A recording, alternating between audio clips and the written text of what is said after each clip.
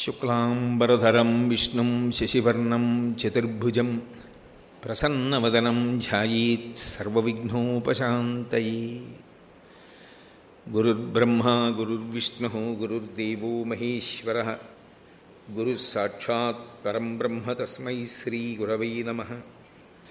వ్యాసాయ విష్ణురూపాయ వ్యాసరూపాయ విష్ణవే నమో వై బ్రహ్మనిధయే వాసిష్ఠాయ నమో నమః.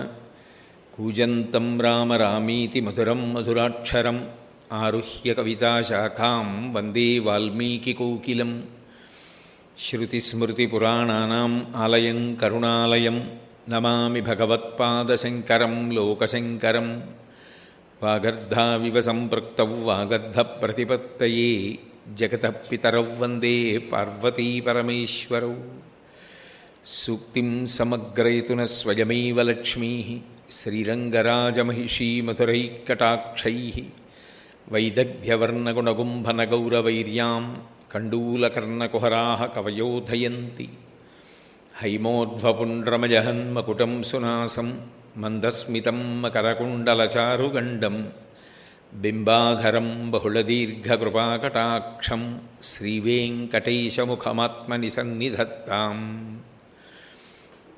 విమలపటి కమలకుటి పుస్తకరుద్రాక్షసస్తహస్తపుటి కామాక్షి పక్ష్మలాక్షి కలిత విపంచి విభాసి వైరించి. మనోజవం మరుతతుల్యవేగం జితేంద్రియం బుద్ధిమతాం వరిష్టం వాతాత్మజం వనరయూధముఖ్యం శ్రీరామదూతం శిరసా నమామి.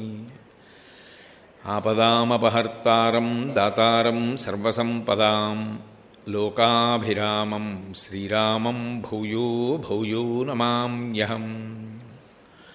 హరి ఓం. పరమేశ్వర స్వరూపైన సభకి నమస్కారం. సనాతన ధర్మంలో ఒక విచిత్రమైనటువంటి లక్షణం ఉన్నది. మీరు జాగ్రత్తగా పరిశీలిస్తే పరమేశ్వరుడు అందరికీ తండ్రి. ఏదో మంచివాళ్ళకి మాత్రమే నేను తండ్రి, దుష్టశక్తులకు రాక్షసులకు నేను తండ్రిని కాను అన్నమాట ఉండదు. కర్మ ఫలితాన్ని ఇచ్చేటప్పుడు భయంకరమైనటువంటి విషయాలు, దుఃఖంతో కూడుకున్నటువంటి విషయాన్ని కూడా ఫలితంగా ఇచ్చేవాడు కూడా పరమేశ్వరుడే. దుఃఖపడవలసినటువంటి విషయం జీవితంలో తటస్థించినప్పుడు భయం కలుగుతుంది. కాబట్టి ఇప్పుడు భయానికి కారకుడు ఎవరు అంటే భగవంతుడే. మళ్ళీ ఆ భయాన్ని తీయగలిగిన వాడు కూడా భగవంతుడే. అందుకే విష్ణు సహస్రనామ స్తోత్రంలో భయకృత్ భయనాశన. భయం ఎందుకు పెడతాడు? అది ఆయన లక్షణం కాదు. ఒక తండ్రి పిల్లల్ని ఎందుకు భయపెడతాడు ఇలా వేలు చూపించి? వాడు బాగుపడాలని. భగవంతుడు ఎందుకు ఇలా వేలు చూపించి భయపెడతాడు? ఎందుకు దుఃఖాన్ని కల్పిస్తాడు? కాలోహి బలవాన్ కర్త సతతం సుఖదుఃఖయో నరాణం పరతంత్రాణం పుణ్యపాపానుయోగతః అంటాడు వ్యాసుడు దేవీ భాగవతంలో. నరుడు పరతంత్రుడు. చేసినటువంటి పాపాన్ని పుణ్యాన్ని దృష్టిలో పెట్టుకుని పరమేశ్వరుడు చేసిన పాపకర్మకి దుఃఖాన్ని, పుణ్యకర్మకి సుఖాన్ని ఫలితంగా ఇస్తూ ఉంటాడు. కర్మత జడం అంటారు భగవాన్ రమణులు. కర్మ కాదు ఫలితాన్ని ఇచ్చేది, కర్మ యొక్క ఫలితాన్ని పరమేశ్వరుడు ఇస్తాడు. అదే పరమేశ్వరుడు కర్మ ఫలితాన్ని తగ్గించేయగలడు, కర్మ ఫలితాన్ని పూర్తిగా తోసిరాజనగలడు. అందుకే ఆయన ఈశ్వరుడు అయ్యాడు. అటువంటి భగవంతుడు అందరికీ తండ్రి, సమస్త ప్రాణులకు తండ్రి. అందుకే మీరు జాగ్రత్తగా గమనిస్తే భూతప్రేత పిశాచములు కూడా ఎవరి చుట్టూ ఉంటాయి అంటే శంకరుడి చుట్టూనే ఉంటాయి. ఒక తండ్రికి 5 కొడుకులు ఉంటే ఒక ఆయన ఐఏఎస్, ఒక ఆయన ఐపీఎస్, ఒక ఆయన ఐఎఫ్ఎస్, ఒక ఆయన ఎంఎస్ చదివినా 5వ వాడు జేబు దొంగ అనుకోండి, వాడు జేబు దొంగ కాబట్టి నా కొడుకు కాదు అని తండ్రి అనడు. వాడు మారాలి అని కోరుకుంటాడు.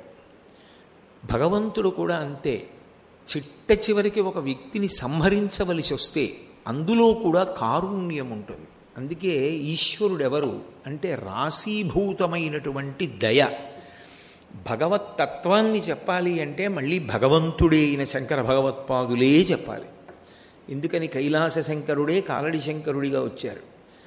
కారుణ్యామృతవర్షిణం ఘన విపద్గ్రీష్మచ్చిదాకర్మఠం విద్యాసస్య ఫలోదయాయ సుమనః సంసేవ్యమిచ్ఛాకృతిం రుచ్యన్ భక్త మయూరమద్రినిలయం చించజ్జటామండలం శంభో వాంఛతి నీలకందర సదాత్వం మే మనశ్చాతక అంటారు. కారుణ్యామృతవర్షిణం, ఎప్పుడూ కరుణ అనే అమృతాన్ని వర్షిస్తూ ఉంటాడు. పరమదయతో కూడుకున్నవాడు. వాడు ఇంకా శరీరంతో ఉంటే పాపాలు చేసుకోవడం, లోకాన్ని పాడు చేయడం తప్ప ఉపయోగం లేదన్ననాడు ఆ జీవుణ్ణి శరీరంలోంచి విడిపించేస్తాడు. ఇక చిట్ట చివరి ప్రయత్నం అది. మార్చడానికే ప్రయత్నిస్తాడు. అదే రామాయణం. అందుకే అన్ని మాటలు కబురు చేశాడు, అన్ని మాటలు తాను మంచి మాటలు చెప్పాడు. అయినా వినక మూర్ఖత్వంతో నిలబడితే అప్పుడు మాత్రమే కంఠాలు ఉత్తరించాడు. అందుకే రాశీభూతమైనటువంటి దయ ఈశ్వరుడిది. అందుకే పాపానికి ఫలితాన్ని ఇవ్వడంలో కూడా దయ ఉన్నది. ఇక అటువంటి పాపం జోలికి వెళ్లకుండా ఉంటాడు, అటువంటి తప్పు చేయకుండా ఉంటాడు. అలాగే తండ్రి స్థానంలో ఉన్నప్పుడు లోకంలో ఉన్న సమస్త ప్రాణులకు ఆయనే తండ్రి, సమస్త ప్రాణులకు ఆవిడే తల్లి. ఆ బ్రహ్మకీట జనని ఆవిడే. భూతప్రేత పిశాచములతో కలిపి సమస్త ప్రాణులకు ఆయనే తండ్రి. శివ కేశవ రెండు ఉండవు, ఉన్నది ఒకటే పదార్థం, మాధవుడు ఉమాధవుడు అంతే. అయినప్పుడు శ్రీ మహావిష్ణువు యొక్క విశేషాన్ని మీరు పరిశీలిస్తే అసలు మొట్టమొదట ఈ సృష్టి ప్రారంభంలో ఆయన నాభికమలంలోంచి బ్రహ్మగారు బయటికి వచ్చేటప్పటికే మధుకైటబులన్న రాక్షసులు కూడా వచ్చారు. వాళ్ళు ఎక్కడి నుంచి వచ్చారు? బ్రహ్మగారు నాభికమలంలోంచి వచ్చారు. మధుకైటబులు శ్రీ మహావిష్ణువు నిద్రపోతున్నప్పుడు ఆయన చెవిలోంచి ఊరినటువంటి మలంలోంచి పుట్టారు. అంటే రాక్షసులైనా ఆయనలోంచే రావాలి, సృష్టికర్త అయిన చతుర్ముఖ బ్రహ్మగారైనా ఆయనలోంచే రావాలి. కాబట్టి అన్ని ప్రాణులకు ఆయనే తండ్రి, అందులో సందేహమేమి ఉండదు. కానీ అలా తండ్రి అయి ఉండి అందరినీ ఉద్ధరించడానికి ఆయన ప్రయత్నిస్తూ ఉంటాడు. అందుకే శ్మశానవాసి చిట్ట చివరికి ఆ భూత ప్రేతాల్ని కూడా తన చుట్టూ ఉంచుకుని అలరిస్తూ ఉంటాడు, వాటిని కూడా అనుగ్రహిస్తూ ఉంటాడు. అంతటి దయామూర్తి. తల్లి తండ్రి అని నేను అన్నప్పుడు భార్యాభర్తలు అని కదా గుర్తు.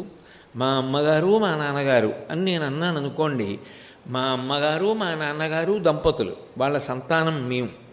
మా నాన్నగారికి మా అమ్మ ఆయన యొక్క తృతీయ పురుషార్థమును తీర్చగలిగినటువంటిది. ఆయన యొక్క కామము ధర్మము చేత ముడిపడడానికి ఆమె కారణము. మాకు ఆమె తల్లి.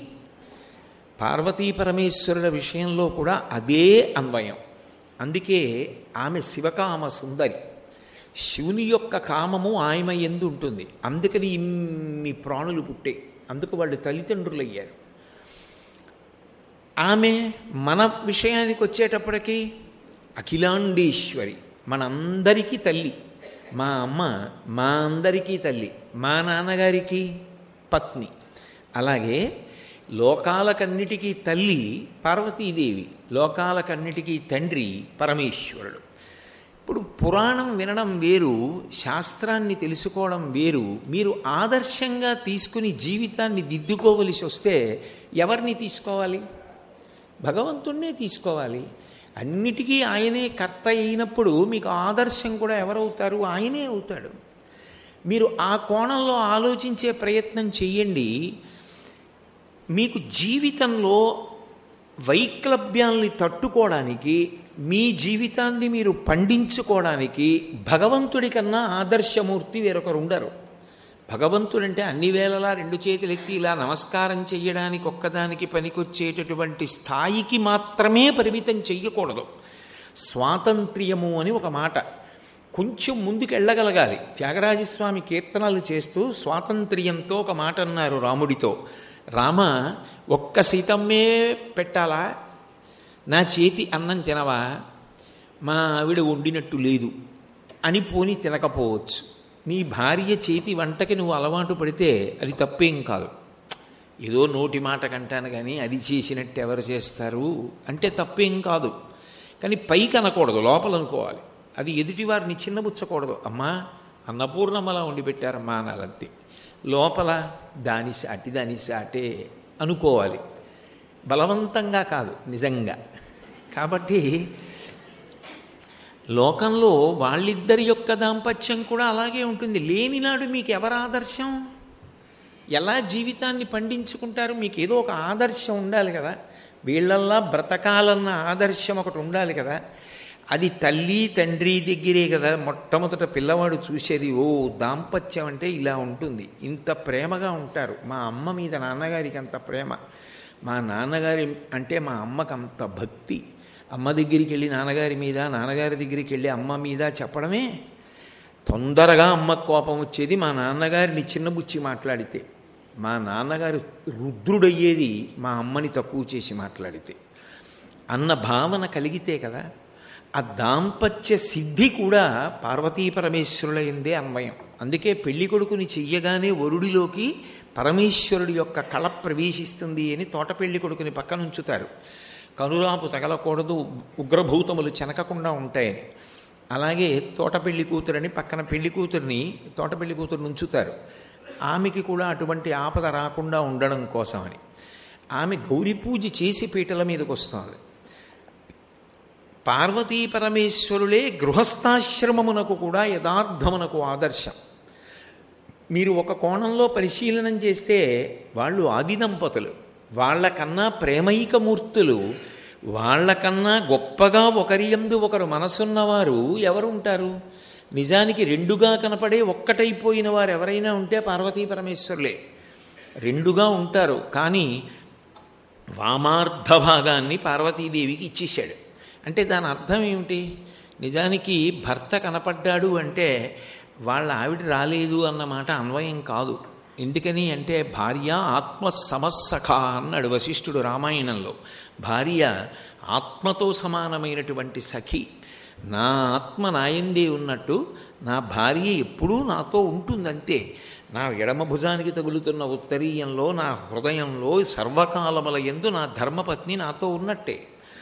అయినప్పుడు దాంపత్యం అనేటటువంటి దానికి లోకంలో మొదటి ఆదర్శం కూడా పార్వతీ పరమేశ్వరులే. మీరు చూడండి, లోకంలో సర్వసాధారణంగా ఏ పతి అయినా తనకున్నంతలో, తన ఆర్జనలో ఒక అపురూపమైనటువంటి విషయాన్ని తీసుకొచ్చి భార్యకి బహూకరించాలి అని అనుకుంటాడు.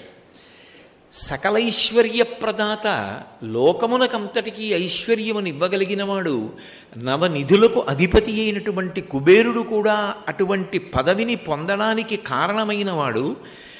ఎవరు ఎప్పుడూ శివానుగ్రహంతో ఇంతటి వాడినయ్యానని శివుని మ్రోల రెండు చేతులు కైమోడ్చి నిలబడి ఉంటాడో అటువంటి కుబేరుడికి కూడా ఐశ్వర్య ప్రదాత అయినటువంటి పరమేశ్వరుడు ఏ అపరూపమైన వస్తువుని తీసుకొచ్చి పార్వతీదేవికి బహుమానంగా ఇస్తే మాత్రం మీ స్థాయిలో ఇది చాలా గొప్పది అనడానికి అవకాశం ఉంటుంది? ఎలా ఇస్తారు బహుమానం? అంటే నిజానికి ఒక పత్ని కోరుకునే గొప్ప బహుమానం ఇది అంటే ధర్మాన్ని తప్పి తెచ్చింది కాదు ఆవిడికి సంతోషం. ఆవిడికి సంతోషం ఎప్పుడు అంటే భర్త ధర్మం తప్పకుండా కష్టపడి చెమటోడ్చి సంపాదించిన సంపాదనలో తెచ్చిన ఏ వస్తువుకైనా భార్య పరమ సంతోషపడిపోతుంది. ఇందులో మా ఆయన కష్టం ఉంది, ఆయన ఆర్జన ఉంది తప్ప మరొకరితో పోల్చి దానికి ఇది విలువ కాదన్న మాట అనదు. మీరు అందుకే పార్వతీ పరమేశ్వరుల దాంపత్యాన్ని పరిశీలిస్తే శంకరుడు పార్వతీదేవికి ఇచ్చినటువంటి అపూర్వమైనటువంటి కానుక ఏమిటో తెలుసా? ఆవిడంతటా ఆవిడ మహారాజ్ఞి, సింహాసనేశ్వరి, ఆవిడికేం లోటు.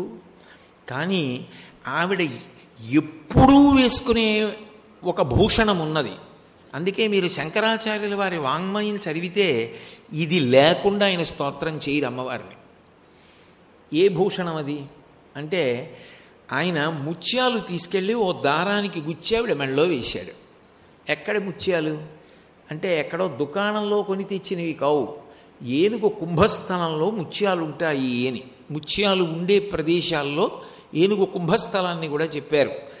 మహాభారతంలో కూడా భీముడు ఆ ఏనుగు యొక్క కుంభస్థలాన్ని ఛేదించినప్పుడు ఆ మాంసాన్ని పైకి పీకి చిందరవందర చేస్తే సింహం ఎలా పీకుతుందో, ఎలా ముత్యాలు చల్లేస్తుందో అలా గజ సంహారం చేశాడు కురుక్షేత్రంలో అని.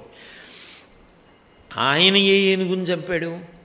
సామాన్యమైన ఏనుగు కాదు, యావత్ భారతదేశాన్ని అతలాకుతలం చేసేసింది ఒక ఏనుగు. గజాసుర సంహారం. గజాసురుడన్న రాక్షసుడు అంత భీభత్సం చేశాడు.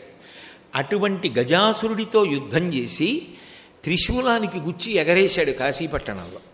ఎగరేసి గజాసుర సంహారం చేశాడు. ఆ సంహారం చేసినప్పుడు ఆ కుంభస్థలాన్ని చీల్చి అందులోంచి తీశాడు ముత్యాలు. అప్పుడు అడిగాడు గజాసురుడు, నా ఒడలి చర్మము నీ స్కంధమునందు బాయక నుండుగాక, దుర్గంధము లేక చినుంగక కాఠిన్యమునందక, ఆ కైలాసమునందు కందర కాళము ఓలే ఈ వరమే వరించదన్ అన్నాడు. ఎలాగైతే వాసుకి మొదలైన వాళ్ళు ఆ కైలాస పర్వతం మీద ఎప్పుడూ ఉంటారో అలాగే నువ్వు నా చర్మాన్ని ఒలిచినప్పుడు అది కూడా దుర్గంధం లేకుండా, చిరిగిపోకుండా, కర్కశము కాకుండా ఎన్నాళ్ళైనా అలాగే ఉండాలి, నువ్వు కట్టుకోవాలన్నాడు. ఇంతల్లరి చేసినవాడు చచ్చిపోయే ముందు అడిగితే కోరిక తీర్చాడు. కారుణ్యామృత వర్షిణం. అందుకు కట్టుకుంటాడు. కృత్తివాసేశ్వరుడని కాశీలో ఉంది లింగం ఇప్పటికీ. ఏనుగు చర్మం కట్టుకుంటాడు. అలాగే ఆ ఏనుగు కుంభస్థలంలో చెల్లాచెదరైపోయినటువంటి ముత్యములను తీసి దండగుచ్చి తెచ్చి పార్వతీదేవికి వేశాడు. అందుకే మీరు శంకర భగవత్పాదుల వాంగ్మయం పరిశీలించండి. ఏది చెప్పినా చెప్పకపోయినా చంద్రహారాలు అటువంటివేవీ చెప్పరు శంకరాచార్యులు వారు. కానీ ఎక్కడ చెప్పినా అమ్మవారి మెడలో ఉన్నటువంటి ముత్యాలహారాన్ని తప్పకుండా చెప్తారు. మీరు ఏ స్తోత్రమైనా చూడండి, మీనాక్షి స్తోత్రం చూడండి, భ్రమరాంబా స్తోత్రం చూడండి, ఏది చూడండి, శంకరుల వాంగ్మయంలో ఈ ముత్యాల స్పర్శ లేకుండా ఉండదు అమ్మవారికి సంబంధించి. ఎందుకో తెలుసా? కారణం ఏమిటంటే శంకరుడు తలుచుకుంటే ఎంత బంగారంతోనైనా జయించగలడు, ఎన్ని వజ్రాలతోనైనా జయించగలడు. వజ్రాలన్నీ ఎక్కడుంటాయి? బంగారం ఎక్కడుంటుంది? భూమిలో ఉంటుంది. ఈ పృథివీ ఎవరు? ఆయనే. కాంచీపురంలో పృథివీలింగంగా లేడు. అయినప్పుడు ఇందులో ఉన్న ఐశ్వర్యాన్ని తీసి భార్యకి గొలుసు చేస్తే అది పెద్ద గొప్పే ఉంది. లోకాలను పాడు చేస్తున్న గజాసురుణ్ణి సంహరించి గజాసుర కుంభస్థలమునందున్న ముత్యములను తీసి దండగుచ్చి భార్య మెడలో వేశాడు. దానికి ఆవిడ పొంగిపోయింది. అందుకే ఇప్పటికీ ముత్యాలహారం వేస్తే పొంగిపోతుంది. ఇది మా ఆయన ఇచ్చిన కానుక మా అబ్బాయి తెచ్చి వేశాడని. అంటే దాంపత్యంలో ఎవరు ఆదర్శం? భర్త ఎంత కానుక తెచ్చాడు కాదు, ఎంత కష్టపడి తెచ్చాడన్నది భార్య చూస్తుంది. ఆయన స్థాయిలో ఆయన ఎంత కష్టపడి దాచి తెచ్చి నాకు ఈ బహుమానం ఇచ్చారు, అది ఆవిడికి సంతోషం. అది దాంపత్యం అంటే. ఇక భర్త భార్యని సంతోషపెట్టడానికి ప్రయత్నిస్తాడు. భార్య భర్తని ఎంత సంతోషపెడుతుంది అంటే అనుగమిస్తుంది. ఆ అనుగమించడంలో కూడా మామూలుగా ఉండదు. ఏదో ఒక్క మాట చెప్పి వదలలేదు వ్యాసుల వారు లలితా సహస్రం చెప్పినప్పుడు. అమ్మవారు శంకరుణ్ణి ఎంత అనుగమిస్తుంది, ఎంత పాతివ్రత్యంతో ఉంటుంది, శంకరుడి మనసు ఎంత వశం చేసుకుంది అన్నది చెప్పవలసి వస్తే ఒక్క మాట అని ఊరుకోకుండా మార్చి మార్చి మార్చి మార్చి ఎన్ని నామాల కిందో ఇచ్చారు. అసలు ప్రారంభం చేస్తూనే మందస్మిత ప్రభాపూరమజ్జత్కామీశమానస, మహాకామేశ్వరుడి యొక్క మనస్సుని ముంచేస్తుంది తన ప్రేమ చేత. కాబట్టి మందస్మిత ప్రభాపూరమజ్జత్కామీశమానస కామీశబద్ధమాంగల్య సూత్రశోభిత కంధర. ఎన్నైనా ఉండొచ్చు ఆవిడ మెళ్ళో, కానీ మహాకామేశ్వరుడు ఆవిడ మెడలో కట్టినటువంటి మంగళసూత్రాన్ని చూసుకుని మురిసిపోతుంటుంది. అదావిడికి పెద్ద ఆభరణం.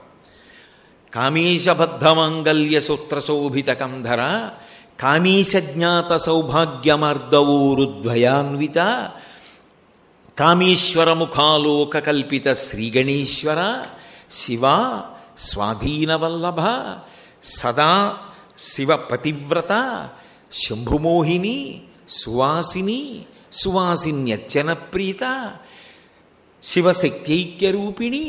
ఇవన్నీ ఎన్ని మాటలు ఒకసారి మాట్లాడుతూ అత్యంత గంభీరమైన మాట ఒకటి అన్నారు.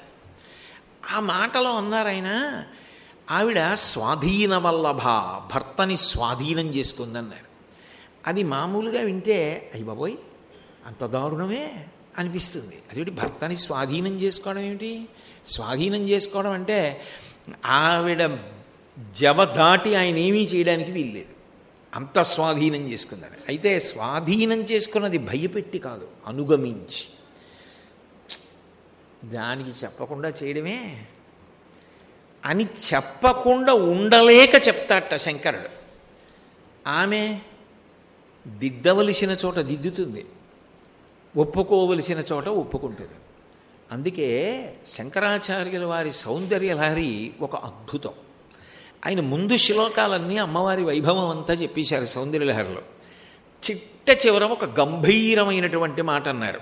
గిరామాహుర్దేవి గృహిణీ మాగమవిదో హరిహి పత్నీం పద్మాం హర సహచరీమద్రి నిలయాం తురీయాకాపిత్వం దురధిగనిసీమ మహిమ మహామాయా విశ్వం భ్రమయసి పరబ్రహ్మ మహిషి అన్నారు. ఇన్ని మీరు చెప్పండి, ఆవిడ ఎంత గొప్పదని మీరు చెప్పండి, ఆవిడ ఇష్టపడేది మాత్రం ఏమిటంటేట ఆయన ఇల్లాలు అంటేనే సంతోషిస్తుంది. అందుకని పరబ్రహ్మ మహిషి. ఆమె ఎవరు అంటే పరబ్రహ్మమునకు మహిషి, పట్టపురాణి అన్నారు. అది ఆమె పాతివ్రత్యం. ఆయనని అనుగమించింది. అనుగమించి ఆయన ఆవిడని సంప్రదించకుండా చెయ్యలేని ప్రేమ చేత ఆయన హృదయాన్ని గెలుచుకుంది. అది దాంపత్యం. ఆ ప్రేమ పండడం దాంపత్యం తప్ప దానికి తెలియనివ్వకండే అన్న మాట దాంపత్యంలోకి రాకూడదు. ఆయనకి చెప్పకండే ఈ 11 రూపాయలు ఇచ్చినట్టు అన్న మాట ఆమె నోటి వెంట రాకూడదు. ఇద్దరు కానీ ఒక్కటే హృదయము కావాలి. నిజానికి ఆమె ఆయన మనస్సు యందు ఉండాలి, ఆమె ఆయన మనస్సులో ఉండాలి, ఆయన ఆమె మనస్సులో ఉండాలి. ఇద్దరూ ఎప్పుడూ అలా ఉన్నదే దాంపత్య సిద్ధి. దానికి పార్వతీ పరమేశ్వరుల కన్నా గొప్ప తార్కాణం లోకంలో ఎక్కడుంటుంది? శంకరాచార్యులు వారు సౌందర్యలహరి చేస్తూ ఒక అద్భుతమైన శ్లోకం, అంటే వారు ఏది చేసిన అద్భుతం, నేనే ఉండలేక అలా అంటుంటాను, ఒక అద్భుతం అంటుంటాను అంతే. ఆయన ఏం చెప్పినా అద్భుతమే. నవరసాలు శరీరంలో ఏ అవయవంలోనూ కూడా ప్రతిబింబించవు, ఒక్క కళ్ళల్లోనే తెలుస్తాయి నవరసాలు. ఏదో అద్భుత రసం ఉందనుకోండి చేతిలో ఎలా తెలుస్తుంది? శృంగార రసం ఉందనుకోండి చేతిలో ఎలా తెలుస్తుంది? హాస్యరసం ఉందనుకోండి చేతిలో ఎలా తెలుస్తుంది? కానీ 9 రసాలు కళ్ళల్లో కనపడతాయి. శివే శృంగారార్ధ్ర తదితర జనే కుత్సనపర సరోషా గంగాయాం గిరిశచరితే విస్మయవతి హరాహిభ్యో భీత సరసిరుహ సౌభాగ్యజననీం సఖీషు స్మేరాతే మయి జనని దృష్టి సకరుణ అంటారు. శివే శృంగారార్ధ్ర, ఆర్ధ్ర అంటే తడి. ఆమె కళ్ళుట శృంగారరసంతో నిండిపోయి ఉంటాయిట ఎప్పుడు. శివే ఆ శంకరుడి పేరెత్తేటప్పటికి ఆమె కళ్ళల్లో శృంగారరసం కనపడుతుందట. తదితరజని, ఆవిడ దగ్గరికి వెళ్ళినప్పుడు అమ్మా నీ బిడ్డను వచ్చాను అని నిలబడితే ఓ అని ఎంతో సంతోషంగా చూస్తుందట. నేను మగవాణ్ణి అని నిలబడితే ఆవిడ కళ్ళల్లో భీభత్సరసం కనపడుతుందట. ఆవిడ దృష్టిలో పురుషుడు శంకరుడు ఒక్కడే. అది ఆమె పాతివ్రత్యం. శివే శృంగారార్ధ్ర తదితర జనే కుత్సనపర సరోషా గంగాయాం. ఇదో చమత్కారం. ఎందుకని అంటే భరించాడు గంగని కాబట్టి భర్తృశబ్దం అన్వయం, తాళి కట్టలేదుగా. అందుకని పక్కన కూర్చుని సరస్వతీదేవి విపంచాగాయంతి వివిధమపదానం పశుపతే, శంకరుడు చేసినటువంటి అద్భుత కృత్యములను గురించి వీణ మీద వాయిస్తూ నోటితో పాడుతుంటే పార్వతీదేవి మురిసిపోయి వింటుందిట, మా ఆయన గొప్ప అని. నిజానికి ఆమె కాదు శక్తి స్వరూపం, ఆమె జైల మహిషాసురమర్దనం అవన్నీ. అయినా ఆమెకి తన గొప్ప వినడం కాదు సంతోషం, ఆయన గొప్ప వినడం సంతోషం. అది ఆమె గొప్పతనం. ఆయన గురించి వింటే ఆనందిస్తుంది. అందుకే శంకరులంతటి వారు సౌందర్యలహరి మొదలు పెడితే శివశబ్దంతో మొదలుపెట్టారు. శివశక్త్యాయుక్తో యది భవతి శక్త ప్రభవితుం అంటారు. అయినప్పుడు ఈవిడ ఎంతో సంతోషంగా సరస్వతీదేవి పాడుతుంటే పార్వతీదేవి మురిసిపోయి ఓసారి ఇలా వాళ్ళ ఆయన వంక చూసుకుంటుంటే పైనుంచి గంగమ్మ చూసిందిట. ఏమేయో మా ఆయన కాబట్టి నీ సంతోషిస్తున్నాను, ఏమిటి నువ్వు చూస్తున్నావు సంతోషంగా అని ఇలా చూసినప్పుడు కన్ను ఎర్రబడుతుందిట ఆవిడికి. ఏదైనా ఒప్పుకుంటుంది కానీ ఆయన విషయంలో ఇంకో భావం ఉంటే ఇంకో స్త్రీకి ఒప్పుకుంటుందా? అందుకని సరోషా గంగాయాం గిరిశ చరితే విస్మయవతి. ఏమిటో తెలియనట్టు, అది తాను చెయ్యలేనట్టు. నిజానికి వాళ్ళిద్దరు కలిసే చేస్తారు ఏదైనా. కానీ గిరిశ చరితే, శంకరుడు చేసిన గజాసుర సంహారం, మన్మధుణ్ణి దహనం చేయడం, యమధర్మరాజు గారిని తన్నడం, పాలసముద్రాన్ని సృష్టించడం, త్రిపురాసుర సంహారం, ఇవన్నీ వింటుంటేట అని విచిత్రంగా అద్భుతరసం కళ్ళల్లో కనపడుతుందట. విస్మయవతి హరాహిభ్యోభీత. అది శంకరాచార్యుల వారి యొక్క కవిత్వ ప్రజ్ఞ. అమ్మవారు భయపడిందని చెప్పాలి, భయం కనపడాలి కళ్ళల్లో. ఎందుకు కనపడుతుంది? ఆవిడ ఆదిశక్తి, ఆవిడ ఎందుకు భయపడుతుంది? పైగా ఏదో మహిషాసురుడు వచ్చాడో, ఇంకోడు వచ్చాడో, లేకపోతే సీతమ్మగా ఉన్నప్పుడు రావణుడు వచ్చాడో, ఏది చెప్పినా అంత అందంగా ఉండదు. ఆ అందం పోతుంది ఆ శ్లోకానికి. ఎంత చమత్కారం చేశారంటే, ఎంత ఆదిశక్తి అయినా తన భర్తని పొగుడుతుంటే ఆ పరవశంలో ఒళ్ళు మరిచిపోయిందిట. ఒళ్ళు మరిచిపోయి మా ఆయన అని ఎడం పక్కకు ఉంటుంది కదా, కుడి పక్కన ఉంటాడు భర్త. సంతోషంగా ఆయన చెయ్యిలా పట్టుకుని వింటోందిట. ఆయనేమో చేతులకి పిల్లపాముల్ని పెట్టుకుంటాడు. ఓ పాము పాకి ఆవిడ చెయ్యి మీదకి ఎక్కిందిట. పాము అడుగున చల్లగా ఉంటుందిట. చల్లగా ఉన్న తగిలితే బహిర్ముఖులు అవుతారు ఎంత పరవశంలో ఉన్నా. అందుకని ఏదో చల్లగా తగులుతోంది ఏమిటని ఆవిడ ఆ ఆనందంలోంచి ఒక్క లిప్త కాలం పైకొచ్చి ఇలా చూసుకుంది, ఏమిటి తగులుతోందని. పాము ఒకటి మీదకి ఎక్కుతోంది అందుటే. అప్పుడమ్మా నీ కళ్ళల్లో భయం కనపడింది అన్నారు శంకరాచార్య. హరాహిభ్యోభీత సరసిరుహ సౌభాగ్యజననీం. అమ్మవారి కళ్ళల్లో విజయరసం కనపడింది. ఏదో రాక్షసుల్ని చంపినప్పుడు అంటే అందం ఉండదు. అందుకని శంకరులు ఒక అద్భుతం చేశారు. అసలు లోకంలో ఎర్ర కలువలు ఎక్కడున్నాయమ్మా? ఉన్నది తెల్ల కలువ ఒకటే. తెల్ల కలువ అమ్మవారి కళ్ళతో పోలుస్తారు కదా. మనం ఓసారి అమ్మవారి కళ్ళు చూసొద్దామని వచ్చింది. పొద్దున్న పుట్టి రాత్రి ముడుచుకుపోయేటటువంటి నీకు నా కంటికి ఒక పోలిక అని అమ్మవారు ఇలా చూసిందిట. చూసేటప్పటికి సిగ్గుపడిపోయిందిట. ఆవిడ కంటి సౌందర్యం ఎక్కడా, నేనెక్కడా అని. ఆవిడ కళ్ళ ముందు ఓడిపోయినప్పుడు ఆవిడ ఏమిటే అని చూసినప్పుడు ఆ ఎరుపు రంగు దాంట్లోకి వెళ్ళి ఎర్ర కలువలయ్యాయి. అప్పుడు అమ్మ నీ కళ్ళల్లో విజయరసం కనపడిందన్నారు. సరసిరుహ సౌభాగ్యజననీం సఖీషు స్మేరాతే. అమ్మవారి చెలికెత్తెలతో హాస్యరసాన్ని పండిస్తుందిట. ఎంతటి వాడికైనా ఓ నవ్వు, ఓ హాస్యం, ఓ సంతోషం ఉండాలి జీవితంలో.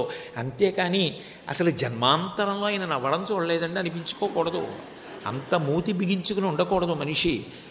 ఓ మృదువైన హాస్యం ఉండాలి, ఓ నవ్వాలి, ఓ సంతోషించాలి.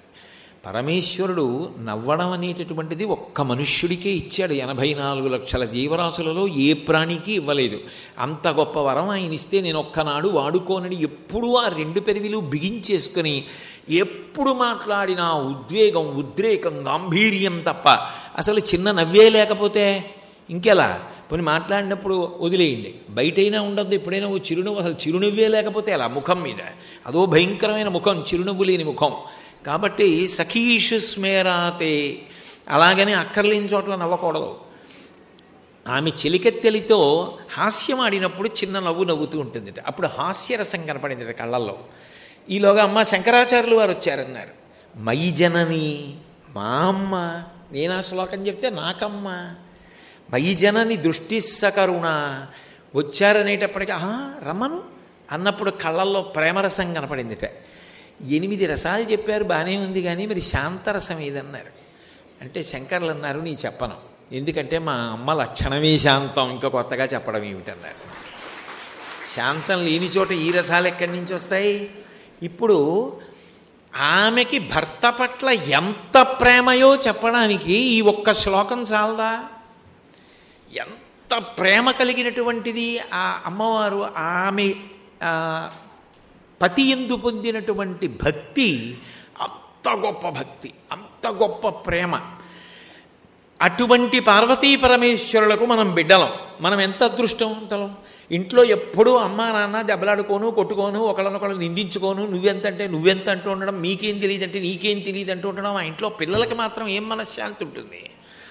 కానీ అంత ప్రేమతో ఉండేటటువంటి తల్లిదండ్రులకి పుట్టినటువంటి బిడ్డలు ఎంత సంస్కారాన్ని పొందుతారో. ఇటువంటి తల్లిదండ్రులు మాకని అలా ప్రవర్తించకపోవడం ఎంత దోషం. నేనంటాను మగవాడవడం పెళ్లి చేసుకోవడానికి అర్హత కాదు. స్త్రీ అవడం వధువుగా పెళ్లి కుమార్తె అయి పెళ్లి చేసుకోవడానికి అర్హత కాదు. అసలు భర్తగా తన కర్తవ్యం ఏమిటో తెలుసుకుని పెళ్లి చేసుకోవడం పెళ్లి కొడుకు కావడానికి అర్హత. తాను భార్యగా ఏ కర్తవ్యాన్ని నిర్వర్తించాలో తెలుసుకుని భార్య కావడం పెళ్లి కుమార్తెగా కూర్చోవడానికి అర్హత. అప్పుడే దాంపత్యాలు పండుతాయి. అసలు నేనేం చెయ్యాలన్న దాని మీద నాకు అవగాహన లేకుండా నేను చేసినది ఎప్పుడూ పండదు. నేను చెయ్యవలసిన దాని మీద నాకు ఒక అవగాహన ఉండాలి. భర్త కావడానికి ముందు భర్తృత్వం మీద అవగాహన ఉండాలి. భార్య కావడానికి ముందు భార్య గొప్పతనం మీద అవగాహన ఉండాలి. అప్పుడు దాంపత్యాలు పండుతాయి. ఆ అవగాహన కలగడానికి శిక్షణా తరగతులు అక్కర్లేదు. పార్వతీ పరమేశ్వరులను పరిశీలిస్తే చాలు. ఇంత శంకరుడు ఎంత ప్రేమ ఆయనకి. పార్వతీదేవి అంటే ప్రాణ సమానురాలు కింద చూస్తాడు. శ్రీనాథుడు ఓ మాట అంటాడు, గౌరీ యొక్కతే ఆకాశ గంగ యొక్కతే, కాశీ యొక్కతే దక్షిణ కాశీ యొక్కతే, నలుగురును శంభునకు లోకనాయకునకు రాణివాసంబులనురాగరసము పీర్మి. అనురాగరసం ఇంకా ప్రేమ హద్దులేని ప్రేమట. ఎవరి ఎందు అన్వయం అంటే గౌరీదేవి అంటే. గౌరీదేవి అంటే ఆయనకి అంత ఇష్టంట తన భార్య అంటే. అంతకన్నా ప్రియమైనది లోకంలో లేదు. ఆయన నిజానికి ఏదైనా సంతోషం పొందాలి అంటే ఆమె పక్కన ఉంటేనే ఆ సంతోషానికి పూర్ణత్వం. ఆమె పక్కన లేదనుకోండి, ఆయన సంతోషకరమైనది చూసినా ఆయన పూర్ణమైన సంతోషాన్ని పొందట. సీతారాముల దాంపత్యం గురించి చెప్తూ వాల్మీకి మహర్షి ఒక అద్భుతమైన మాట అంటారు. సీతస్థు రామాయాసహితం విజహార బహూనృతూన్ మనస్వీ తద్గతస్తస్య నిత్యం హృది సమర్పిత అంటారు. పౌర్ణమి చంద్రుడిని చూడడం రాముడికి ఇష్టం. పెళ్లికి ముందు ఒక్కడే అంతఃపురంలో గవాక్షంలో కూర్చొని పౌర్ణమి చంద్రుడిని చూసి మురిసిపోయేవాట. పెళ్ళయిన తర్వాత పౌర్ణమి చంద్రుడిని ఒక్కడే చూడవలసి వస్తే ఏమిటో అంత నిండుగా అంత అందంగా అనిపించేది కాదుట.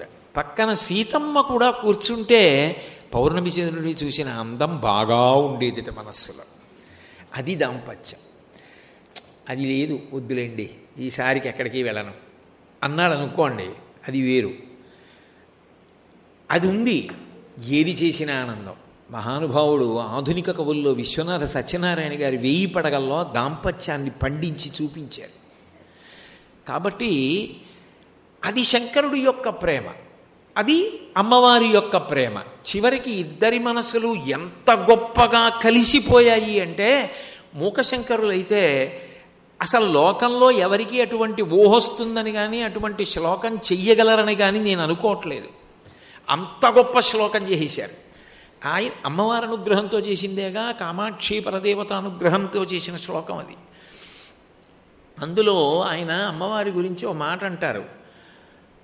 అశ్రాంతం పరతంత్రిత పశుపతి త్వన్మందహాసాంకురై శ్రీకామాక్షి తదీయ వర్ణ సమతా సంగేన శంకామహే ఇందుం నాకధునీంచ శేఖరయతే మాలాంచ దత్తేన వై వైకుంఠైరవకుంఠనంచ కురుతేర్ధుళీచయుర్భాస్మనై.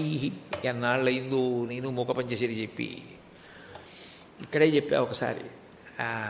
కాబట్టి అందులో మూకశంకరులు అంటారు, అమ్మా ఓ కామాక్షి, నువ్వు ఆయన పక్కన కూర్చుని ఒకసారి సభలోనో ఎక్కడో అంతఃపురంలోనో ఓసారి శంకరుడి వంక చూసి చిన్న చిరునవ్వు నవ్వింది. ఇంకా అదే పనిగా ఆవిడ కూర్చుంటుందా?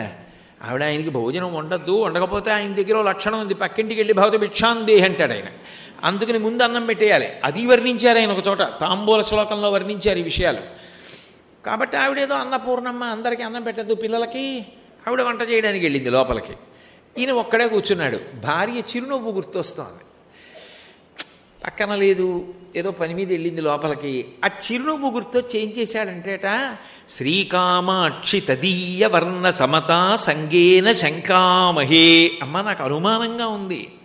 ఏమిటి అనుమానం అంటే, నీ చిరునవ్వు చిన్నది. చిరునవ్వు అంటే పకపక ఇంత నోరు తెరవరగా చిన్న నవ్వు. చిన్ని నవ్వు అంత తెల్లగా, అంటే అంత పవిత్రంగా, అంత శుద్ధంగా, శుచిస్మిత అంటారు రామాయణంలో వాల్మీకి మహర్షి. అలా శుద్ధమైన నవ్వు నవ్వావు, చిన్న చిరునవ్వు నవ్వావు. ఆ నవ్వులో నీకు ఆయన మీద ఉన్న ప్రేమంతా కనపడింది. అటువంటి నవ్వు నవ్వావు. నువ్వు పక్కన ఉండకుండా అలా లోపలికెడితే ఆయన ఉండలేకపోయాడు. ఆ చిరునవ్వు కాంతులు, చిరునవ్వు తెలుపు, చిరునవ్వు పవిత్రత ఆయనకి జ్ఞాపకానికి వచ్చి, అంత గొప్ప చిరునవ్వుకి ప్రత్యామ్నాయంగా అలాంటిది ఏమైనా దొరుకుతుందా అందాక అని ఆలోచించాట. ఆలోచించి అశ్రాంతం పరతంత్రిత పశుపతి స్త్వన్మందహాసాంకురై అంకురై హాసాంకురై, చిన్ని నవ్వు.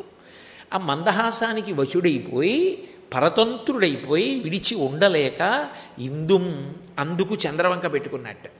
అదేదో పూర్ణచంద్రుడు కాదుగా, శుక్లపక్ష తదియనాటి చంద్రరేఖ. ఆ చంద్రరేఖ కనపడకుండా ఉంటుంది, ప్రయత్నపూర్వకంగా చూస్తే తప్ప కనపడదు. అవ్యక్త రేఖామివ చంద్రరేఖాం పంసు ప్రసిద్ధామివ హేమరేఖాం క్షతప్రరూఢామివ బాణరేఖాం వాయుప్రభిన్నామివ మేఘరేఖాం అంటారు వాల్మీకి మహర్షి రామాయణంలో. అవ్యక్తరేఖాం ఇవ చంద్రరేఖాం, ఎంతో పట్టుదలగా చూస్తే కానీ కనపడదు, అలా ఉంటుంది. చిరునవ్వు కూడా అంతే, దగ్గర నుండి చూస్తే స్ఫుటంగా కనపడుతుంది. అందుకని తదియనాటి చంద్రరేఖను తెచ్చి కప్పులో పెట్టుకున్నట్ట. అది అసలు కారణం, చంద్రమౌళి అనిపించుకోవడానికి. పెట్టుకుని మా ఆవిడ చిరునవ్వు ఎక్కడా, ఈ చంద్రవంకెక్కడా, సరిపోలేదనుకున్నట్ట.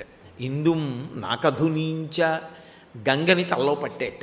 అంత గొప్ప గంగ కదా, అంత తెల్లగా ఉంటుంది కదా, అంత పవిత్రం కదా, ఆ గంగని పడతాను. అప్పుడు మా ఆవిడ చిరునవ్వుతో సమానంగా ఉంటుందేమో, పవిత్రతలో, తెలుపులో, కాంతిలోని పట్టి గంగాధరుడయ్యట.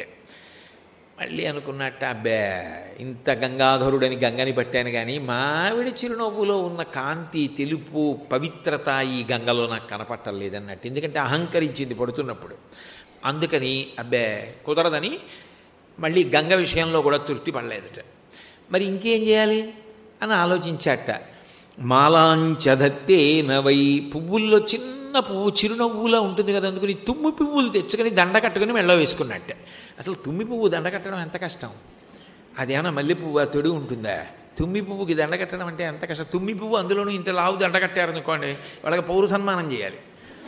అంత దండ కట్టుకుని మెళ్ళో వేసుకున్నట్టు.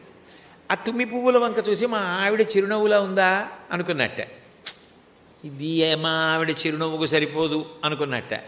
ఇంకేం చేయాలి, ఆయనకి చిరాక వేసిందట. దాని నవ్వుతో సమానంగా ఇంకేం లేదనుకున్నట్ట. అనుకుని ధూళీ చయుర్భాస్మనై, ఒళ్ళంతా తెల్లగా ఉంటుంది పవిత్రమని విభూతి రాసేసుకున్నట్ట. అదిట కారణం అసలు.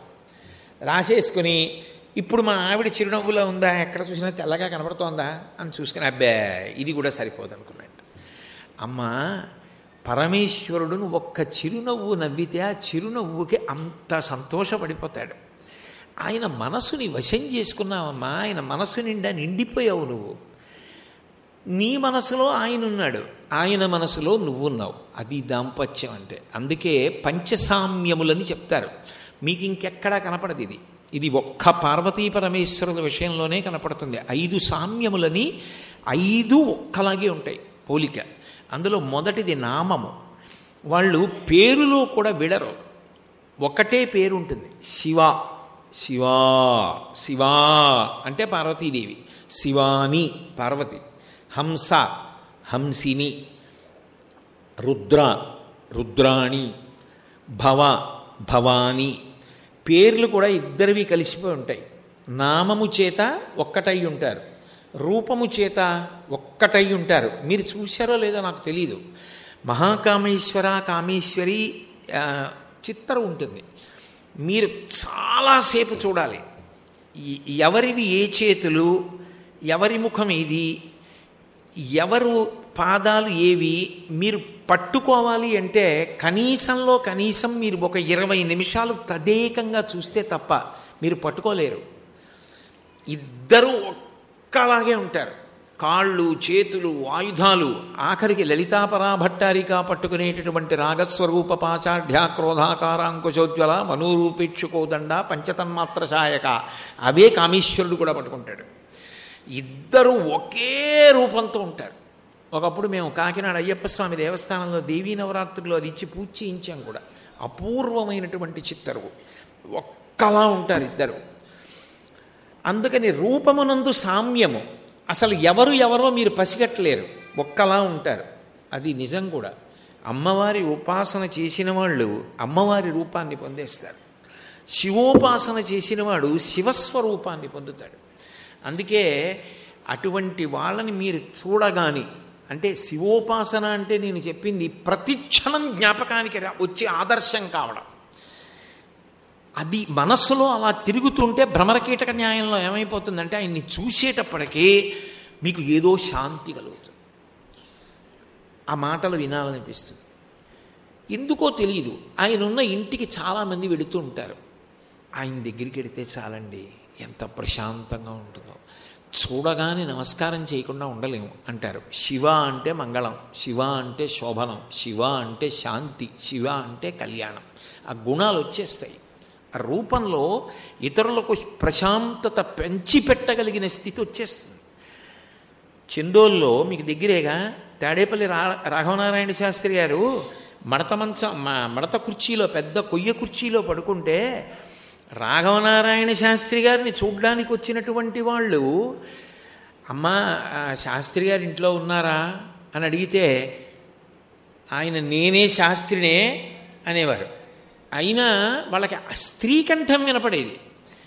ఏమమ్మా నాతో హాస్యం ఆడతారు, శాస్త్రి గారు ఉంటే చెప్పండి అమ్మా ఓసారి చూస్తామనేవారు. ఆయనలో స్త్రీ స్వరూపం కనపడేది, అమ్మవారు కనపడుతుండేది. ఉపాసన చేత ఆ స్థాయిని పొందారు పెద్దలు. అది ఉపాసన బలం అంటే. ఎక్కడో కాదు, ఇక్కడే మహానుభావుడు కంచి కామకోటి పీఠాధిపత్యం వహించిన మహాపురుషులు అపరశంకరావతారులు చంద్రశేఖరేంద్ర సరస్వతి మహాస్వామి వారికి ప్రాణ సమానమయ్యారు ఆయన గృహస్థాశ్రమంలో. అంత ఉపాసన చేశారు, బాలాస్వరూపాన్ని పొందారు. కాబట్టి కామేశ్వర కామేశ్వరి ఒకే రూపంలో ఉంటారు ఇద్దరు. అది భార్యాభర్తలంటే.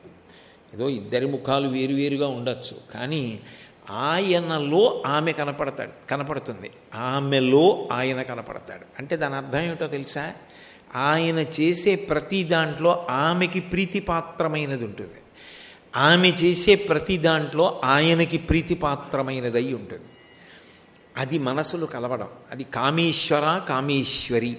ఇద్దరి నివాస స్థలం కూడా ఒకటే. దంపతులంటే ఒక ఇంట్లోనే కదా ఉంటారు, అంతేగాని రెండు చోట్ల ఉండరు కదా. ఏదో ఆధునిక కాలంలో ఏదో ఉద్యోగాలు చేస్తున్నాను అంటే దాని గురించి కాదు నేను చెప్పే విషయం. సాధారణంగా దంపతులంటే ఒక ఇల్లే. పార్వతీ పరమేశ్వరులు కూడా అంతే. అందుకే ఇద్దరిది నివాస స్థానం ఏది అంటే సుధాసాగర మధ్యస్థ. సుధాసాగరంలో ఆ మేరు పర్వతం శృంగం మీద అమృత సరస్సు మధ్యలో కల్పవృక్షములతో కూడుకున్నటువంటి వనంలో కదంబ వృక్షాల కింద మణిమయమైనటువంటి గృహంలో చింతామణి గృహాంతస్థ, చింతామణులతో నిర్మింపబడినటువంటి గృహంలో ఇద్దరు ఉంటారు. ఇద్దరు ఏం చేస్తారు? ఒకే పని చేస్తారు. అది దాంపత్యం అంటే. సాధారణంగా పెళ్లికి ముందు ఆవిడ ఏదో చేస్తూ ఉంటుంది, ఆయన ఏదో చేస్తూ ఉంటాడు. పెళ్ళయిన తర్వాత ఇద్దరి మనసులు ఒకటైపోయి ఇద్దరు చేసే పనులు ఒక రకంగానే ఉంటాయి, ఒకే రకమైన పనులు చేస్తూ ఉంటారు. అందుకే ఆమె పంచకృత్యములు చేస్తుంది, శంకరుడు పంచకృత్యములు చేస్తాడు. సృష్టి స్థితి లయ తిరోధానము అనుగ్రహము. సృష్టి స్థితి లయ మీ అందరికీ తెలుసు. తిరోధానం అనుగ్రహం కూడా మీకు తెలియదని కాదు, మీ అంత గొప్ప శ్రోతలు ఎక్కడ ఉండరు. ఎందుకంటే 365 రోజులు ప్రవచనాలు వింటూ ఉంటారు. ఏదో మర్యాదగా వింటున్నారు, కానీ నిజంగా మీలో ఎవరైనా కూడా ప్రవచనం చెప్తే నేను వినదగ్గవాడిని, అంత బాగా చెప్పగలరు ఇన్ని విని.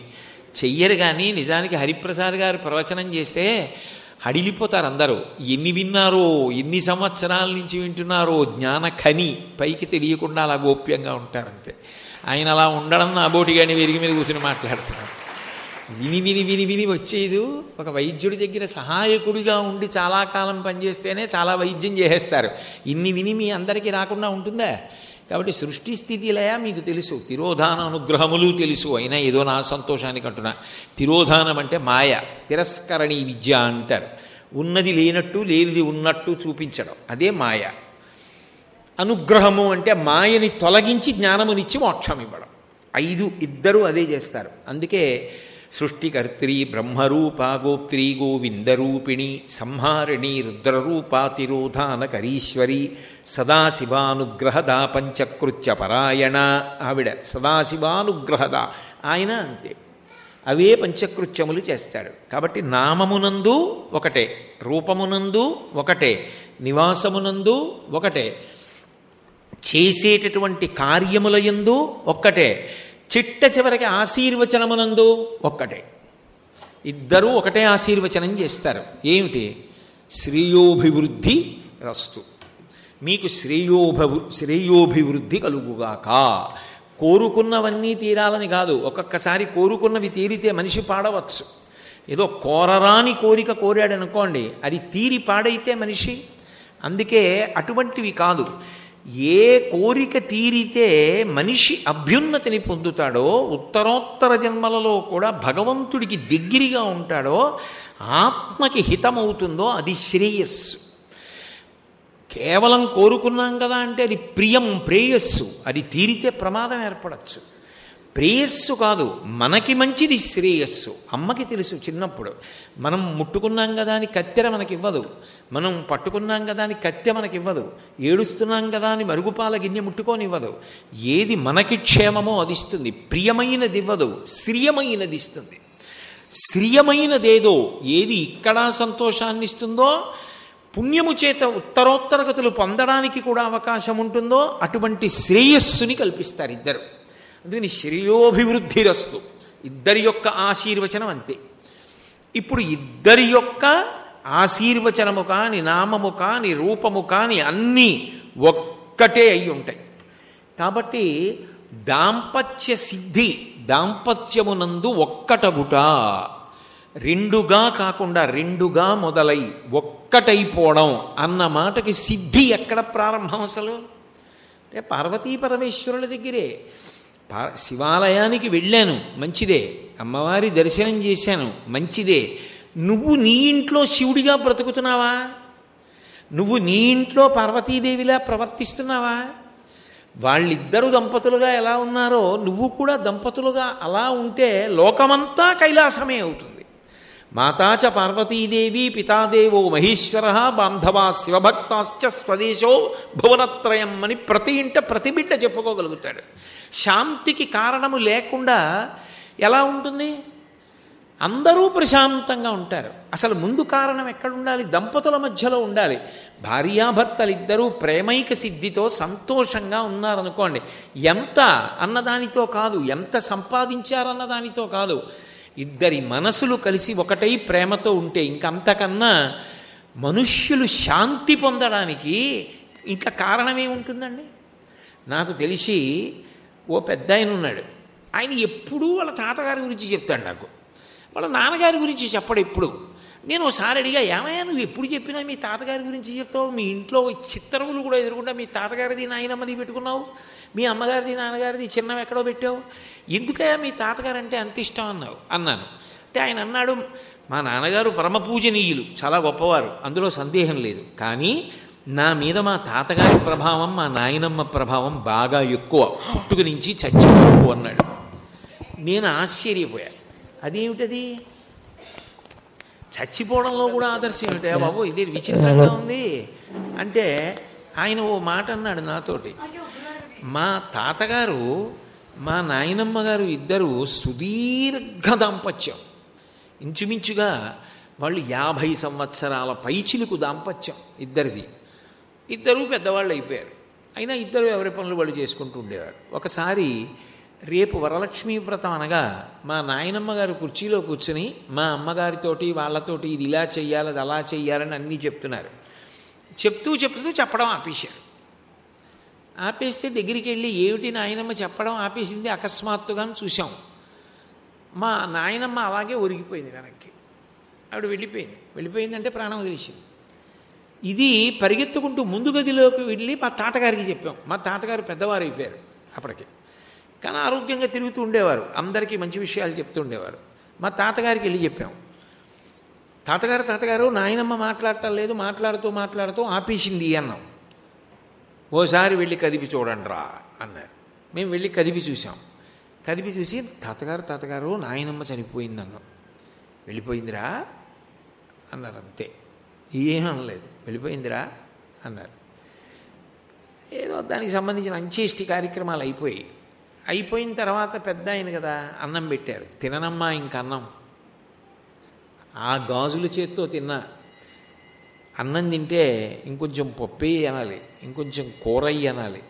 ఈ శరీరం 50 సంవత్సరముల పైచిలుకు ఆ చేతి వడ్డన తింది, ఇంకొక చేతి వడ్డన తినలేనమ్మా, ఇక అన్నం తినను అని పండు ముక్కలు ఆయనే కోసుకుని తినేవారు. అంతే.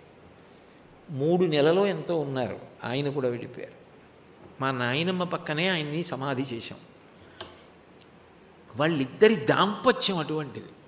మా నాయనమ్మ పెరట్లో మాట్లాడితే మా తాతగారు వీధిలో కూర్చుని చెప్పేవారు, ఒరేయ్ మీ నాన్నమ్మ ఎందుకు దెబ్బలాడుతున్నట్టుంది, వెళ్ళి చెప్పు అనేవారు. అదంతే. అందుకే ఒరేయ్ మీ తాతగారికి చెప్పు ఇది ఇమ్మని అంటే అదంతే. మా తాతగారి కోరిక ఆ సమయానికి అంతే.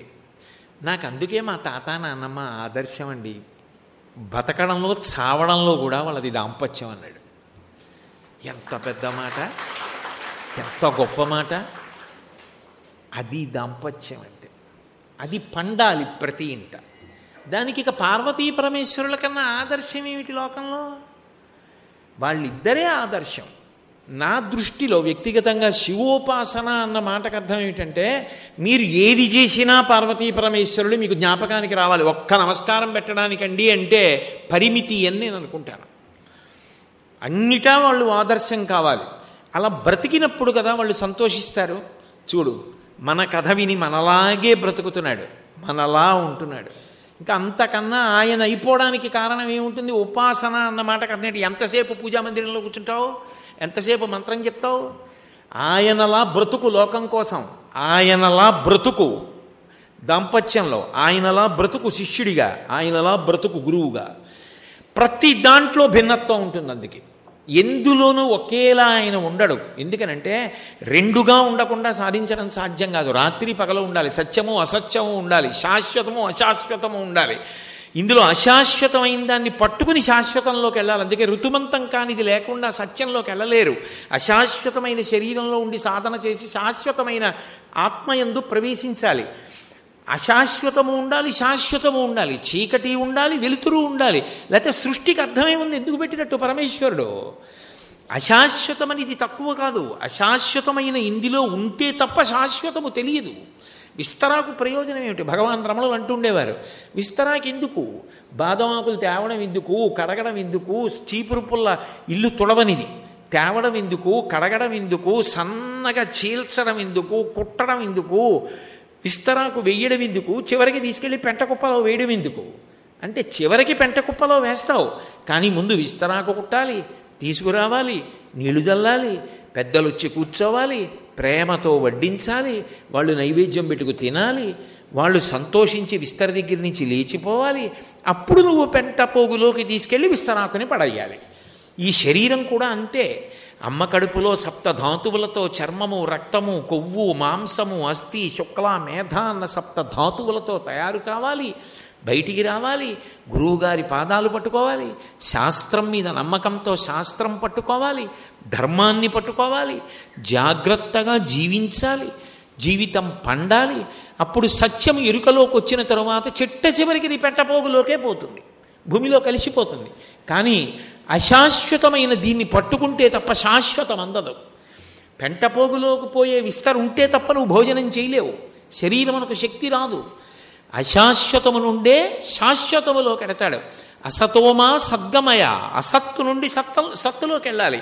తమసోమా జ్యోతిర్గమయ, చీకట్లో వచ్చి వెలుతురులోకి వెళ్ళాలి. మృత్యోర్మ అమృతంగమయ, మృత్యువు నుండి అమృతత్వంలోకి వెళ్ళాలి. తప్ప ఏది ఉండకూడదో అందులో ఉంటే తప్ప ఉండవలసిన దాంట్లోకి వెళ్ళలేవు. అలా వెళ్ళాలి అంటే నీకు ఎవరు ఆదర్శం అవుతారు? నీకు వాళ్లే ఆదర్శం కావాలి. అందుకే సనాతన ధర్మం యొక్క గొప్పతనం ఏమిటి అంటే, ఉపాసన అన్న మాటకు అర్థం ఎప్పుడూ విగ్రహాల దగ్గర కూర్చుని పూజ చేస్తానంటే కుదరదు. వివేకానందుడు అందుకే చెప్పాడు, పూజామందిరంలో పూజ చేయడం తప్పు కాదు, కానీ పూజామందిరంలో చచ్చిపోదాం అనుకోవడం తప్పు. లోకము నీకు పూజామందిరము కావాలి, లోకమునందు లోకేశ్వరుణ్ణి చూడు, విశ్వమునందు విశ్వనాథుణ్ణి చూడు. ఎంతసేపు నీ పూజామందిరంలో విగ్రహాల్లో చూస్తావు? కాదు, బుద్ధి విస్తరించాలి. ప్రతి క్షణం నీకు జ్ఞాపకం రావాలి, అది ఉపాసన. పానీయంబులు త్రాగుచున్ కొడుచుచున్ భాషించుచున్ హాసలీలా నిద్రాదులు చేయుచున్ తిరుగుచున్ లక్షించుచున్ సంతత శ్రీనారాయణ పాద పద్మజుగళీ చింతామృతాస్వాద సంధానుండై మరచన్ సురారిజుతుడే తద్విషమున్భూవరా. ద్వంద్వములుంటాయి సృష్టిలో. అసలు ఈశ్వరుని యందే ఇవి ఎప్పుడు ప్రవర్తిస్తుంటాయి. అలా ఉండకుండా కుదరదు. అందుకే భగవంతుడే కరచరణాదులతో ఈ భూమి మీద నడిస్తే గురువు యందు కూడా ఈ ద్వంద్వం ఉంటుంది. అది విచిత్రం. ఎందుకంటే అది భగవంతుడి లక్షణం. అదే గురువు యందు ఉంటుంది. కంచి కామకోటి పీఠాధిపత్యం వహించిన మహాపురుషులు చంద్రశేఖరేంద్ర సరస్వతి మహాస్వామిని ఉద్దేశించి ఒక మహానుభావుడో శ్లోకం చెప్పాడు. అది మహాస్వామిని ఉద్దేశించి చెప్పారు. ఏ మహాపురుషుడికైనా అదే అన్వయం. చంద్రశేఖర భారతీ స్వామి వారికి అదే అన్వయం, భారతీతీర్థ మహాస్వామి వారికి అదే అన్వయం. వచో మౌనం చాద్యం తదను బహుళా భాషణమపి ప్రకామం దైవానం నిలయగమనం స్వాత్మనిరతి స్వకీయే వాన్యస్మిన్ నిరవధిదయా సామ్యరహిత విచిత్రం మన్యేహం యతికులపతే చేష్టితమహో అన్నాడు. విచిత్రం మన్యేహం. అబ్బో, ఇదంతా చాలా నాకు విచిత్రంగా అనిపిస్తోంది. ఈ ద్వంద్వాలు అన్నీ రెండు ఉన్నాయి ఈయనలో. భగవంతుని ఎందంతే. నమో నేధిష్టాయ ప్రియతవదవిష్టాయ చ నమో. దూరంగా ఉండేవాడు భగవంతుడే, దగ్గరగా ఉండేవాడు భగవంతుడే. ఇక్కడ లేళ్లే ఎక్కడో కైలాసంలో ఉన్నవాడికి ప్రియతవ. నేను ఆయనకి దూరంగా ఉంటాను అని ఓ శిష్యుడు గురువుకి దూరంగా ఉండడం మొదలెట్టాడు అనుకోండి, గురువుగారు ఏం బెంగపెట్టుకోడు. వాడు దూరంగా ఉన్నా బాగుండాలంటాడు. అంతేగాని వాడు నాకు దూరం అయ్యాడు సర్వనాశనం అయిపోవాలంటే వాడు గురువుగాడు. వాడు బాగుండాలి, వాడు మంచి మార్గంలో ఉండాలి, వృద్ధిలోకి రావాలి అంటాడు గురువు. మళ్ళీ దగ్గరికి వచ్చినా ఇదే అంటాడు. వాడు వృద్ధిలోకి రావాలి, వాడు బాగుండాలి అంటాడు. దూరం అయిపోయినా ప్రియమే, దగ్గరున్నా ప్రియమే. అందుకే భగవంతుడు గురువు ఒక్కటే. గురుర్బ్రహ్మ గురుర్విష్ణు గురుర్దేవో మహేశ్వర గురు సాక్షాత్ పరం బ్రహ్మ తస్మై శ్రీ గురవై నమః. నువ్వు దూరం అవుతున్నావేమో, గురువు చెయ్యడు. భగవంతుడు ఎలా దగ్గరికి తీస్తాడో గురువు కూడా అలాగే దగ్గరికి తీస్తాడు. అందుకే ఆ లక్షణములు గురువు యందు పర్యవసిస్తాయి. అందుకే భూలోకమునందు గురువు పరబ్రహ్మమయ్యాడు అన్నారు. అందుకే గురువు కూడా ఎలా ఉంటాడు అంటే వచో మౌనం చాద్యం తదను బహుళా భాషణమపి. పరమమౌనంగా ఉంటారు, ఎక్కువ మాట్లాడరు, తపస్సు అంతర్ముఖత్వాన్ని పొంది ధ్యానం చేస్తూ ఉంటారు. అలాగని మాట్లాడడం రాదా? వారికి ఈ విషయం అనేం అక్కర్లేదు. ప్రదోషం అని మొదలెట్టారనుకోండి, ఒక అద్భుతమైన అనుగ్రహ భాషణ జీవితాన్ని ఉద్ధరించేస్తుంది. అలా మాట్లాడతారు. ఎంత మౌనంగా ఉంటారో అంత ధారాళంగా సారవంతమైన వాక్కులు మాట్లాడతారు. విరుద్ధలా కదా గురువు యందు. వచో మౌనం చాద్యం తదను బహుళా భాషణమపి ప్రకామం దైవానం నిలయగమనం స్వాత్మనిరతి. అనేకమైన క్షేత్రాలకు వెడుతూ ఉంటారు, పాదచారి అయి పర్యటిస్తూ ఉంటారు. మహాస్వామి సన్యాసాశ్రమ ధర్మంలో భారతదేశం అంతా పాదచారి అయి పర్యటించి ఎన్ని దేవాలయాలకు వెళ్ళారు? ఒకటా రెండా? అనేక దేవాలయాలకి వెడుతూ ఉంటారు. ఎక్కడికి వెళ్ళవలసిన అవసరం లేకుండా పొలం గట్టున కూర్చుని తనలో తాను పరబ్రహ్మాన్ని చూస్తూ రమిస్తూ ఉంటారు.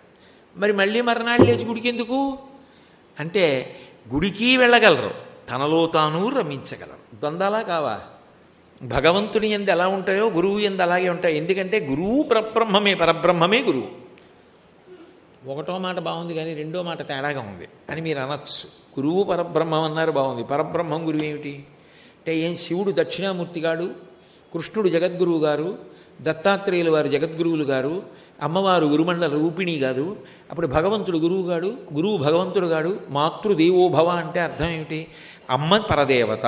అప్పుడు పరదేవత ఎవరు? అమ్మ. అందుకే శ్రీమాత మొదటి నామం అదయింది. అందుకే అమ్మ పరదేవత అంటే పరదేవత అమ్మ, అంతే కదా దాని అర్థం. గురువు పరబ్రహ్మం గురువు. పరబ్రహ్మమునందు ఏది ఉన్నాయో గురువు యందు అవే ఉంటాయి. అందుకే వచో మౌనం చాద్యం తదను బహుళా భాషణమపి ప్రకామం దైవానం నిలయగమనం స్వాత్మనిరతి తనలో తాను రమిస్తాడు. నిలయగమనం స్వాత్మనిరతి స్వకీయేవాన్యస్మిన్ నిరవధిదయా సామ్యరహిత. తన దగ్గరికి వచ్చిన వాడి మీద కరుణే. గురువుగారిలో దోషం బట్టి గురువుగారికి దూరంగా జరిగిపోయినా కరుణే. నాకు దూరంగా జరిగాడని పాడవ్వాలనరు, దగ్గరగా ఉన్నాడని పాడవ్వాలనరు. ఎక్కడ ఎవరున్నా వాళ్ళు బాగుండాలని అంటారు. అదే భగవంతుడి లక్షణం. ఆ కారుణ్యమే గురువుకి వచ్చేస్తుందంతే. సాధన యందు ఆ స్థితిని పొందకపోతే అది డొల్లతనంగా ఉంటుంది. ఏదో షేక్స్పియర్ మ్యాక్బత్ నాటకం రాస్తూ ఓ మాట అంటాడు, the clown is loose like that of a buffoon అంటాడు. ఒక హాస్యగాడు వేసుకున్నటువంటి బట్ట వదులుగా ఎలా ఉందో ఆయన పెట్టుకున్న బిరుదు అలా ఉందంటాడు. అలా ఉండకూడదు కదా, పండాలి. ఆ పండడం గురువులో భగవంతుళ్ళే ఎలా ఉంటుందో చెప్తారు. చెప్తూ స్వకీయేవాన్యస్మిన్ నిరవధిదయా. ఆ దయకి అంతేం ఉండదు. ఇంకా ఒకప్పుడు మహాస్వామి వారిని విమర్శించాడు ఒక ఆయన, జంధ్యాల సుబ్రహ్మణ్య శాస్త్రి గారిని. తండ్రి గారేమో ఆయన దగ్గర తిరిగేవారు, కొడుకేమో ఆయన్ని విమర్శిస్తూ ఉండేవాడు. తండ్రి గారు ఒకసారి వచ్చి అపరాధం అపరాధం అపరాధం అని చెంపలేసుకుని, మా వాడు తెలియక ధూర్తతనంతో మీ వంటి పెద్దలకి వ్యతిరేకంగా మాట్లాడుతున్నాడు, మీరు వాడి యందు దయ వహించాలి అన్నారు. అంటే స్వామి అన్నారు, ఆగి, నా దయ ప్రవహిస్తూనే ఉంది, మీ వాడు అందుకోలేదంతే. అందుకోగలిగిన నాడు అందుకుంటాడు తప్ప మీ వాడి యందు నా యందు వ్యతిరేక భావన లేదు అని 2 అడుగులేసి ఆగి ఇలా అన్నారు. దగ్గరికి వచ్చాడు, విమర్శించినా మీ వాడి భావంలో ఎంత స్పష్టత ఉందో అన్నారు. అది గొప్పతనం. అందుకు వాళ్ళు మహాత్ములయ్యారు. నిరవధిదయా సామ్యరహిత విచిత్రం మన్యేహం యతి కులపతే చేష్టితమహో. ఏమిటి మీకు ఆ చేష్టితాలు? నాకు విచిత్రంగా ఉన్నాయి, అసలు అర్థం కావట్లేదు మీరు అన్నారు. కారణం, భగవంతుని యొక్క ద్వంద్వములే గురువు యందు వచ్చేస్తాయి. భగవంతుడు కూడా అంతే. ఇప్పుడు తండ్రి ఉంటాడు, ఒకనాడు కోప్పడతాడు, ఒక గంట కోప్పడతాడు, కానీ జీవితాంతం దగ్గరికి తీసేవాడు ఎవరు? చిట్ట చివరికి తనకి ఏదైనా పెద్ద అనారోగ్యం వస్తే కొడుక్కి తెలిస్తే చాలా డబ్బు తన కోసం ఖర్చు పెట్టేస్తాడేమోనని, మా అబ్బాయికి చెప్పకండి, ఈనాడు బ్రతికాను, ఇంకా ఉండి ఏం చేస్తాను, ఆడపిల్లలు ఏం చేస్తాడు, రేపు మగపిల్లలు ఏం చేస్తాడు, చదివించి వృద్ధిలోకి తేవద్దు, వాడికి ఏముంది, చటుక్కుని మా అబ్బాయితో అనేకండి ఉస్మా నాకు ఈ వ్యాధి ఉందని. ఏం అక్కర్లేదు, బతికాను చాలా కాలం, ఇంకా చాలు. ఏదో ఒక కారణానికి వెళ్ళిపోవాలి, నింద లేకుండా బొందిపోదు, ఏదో కారణం.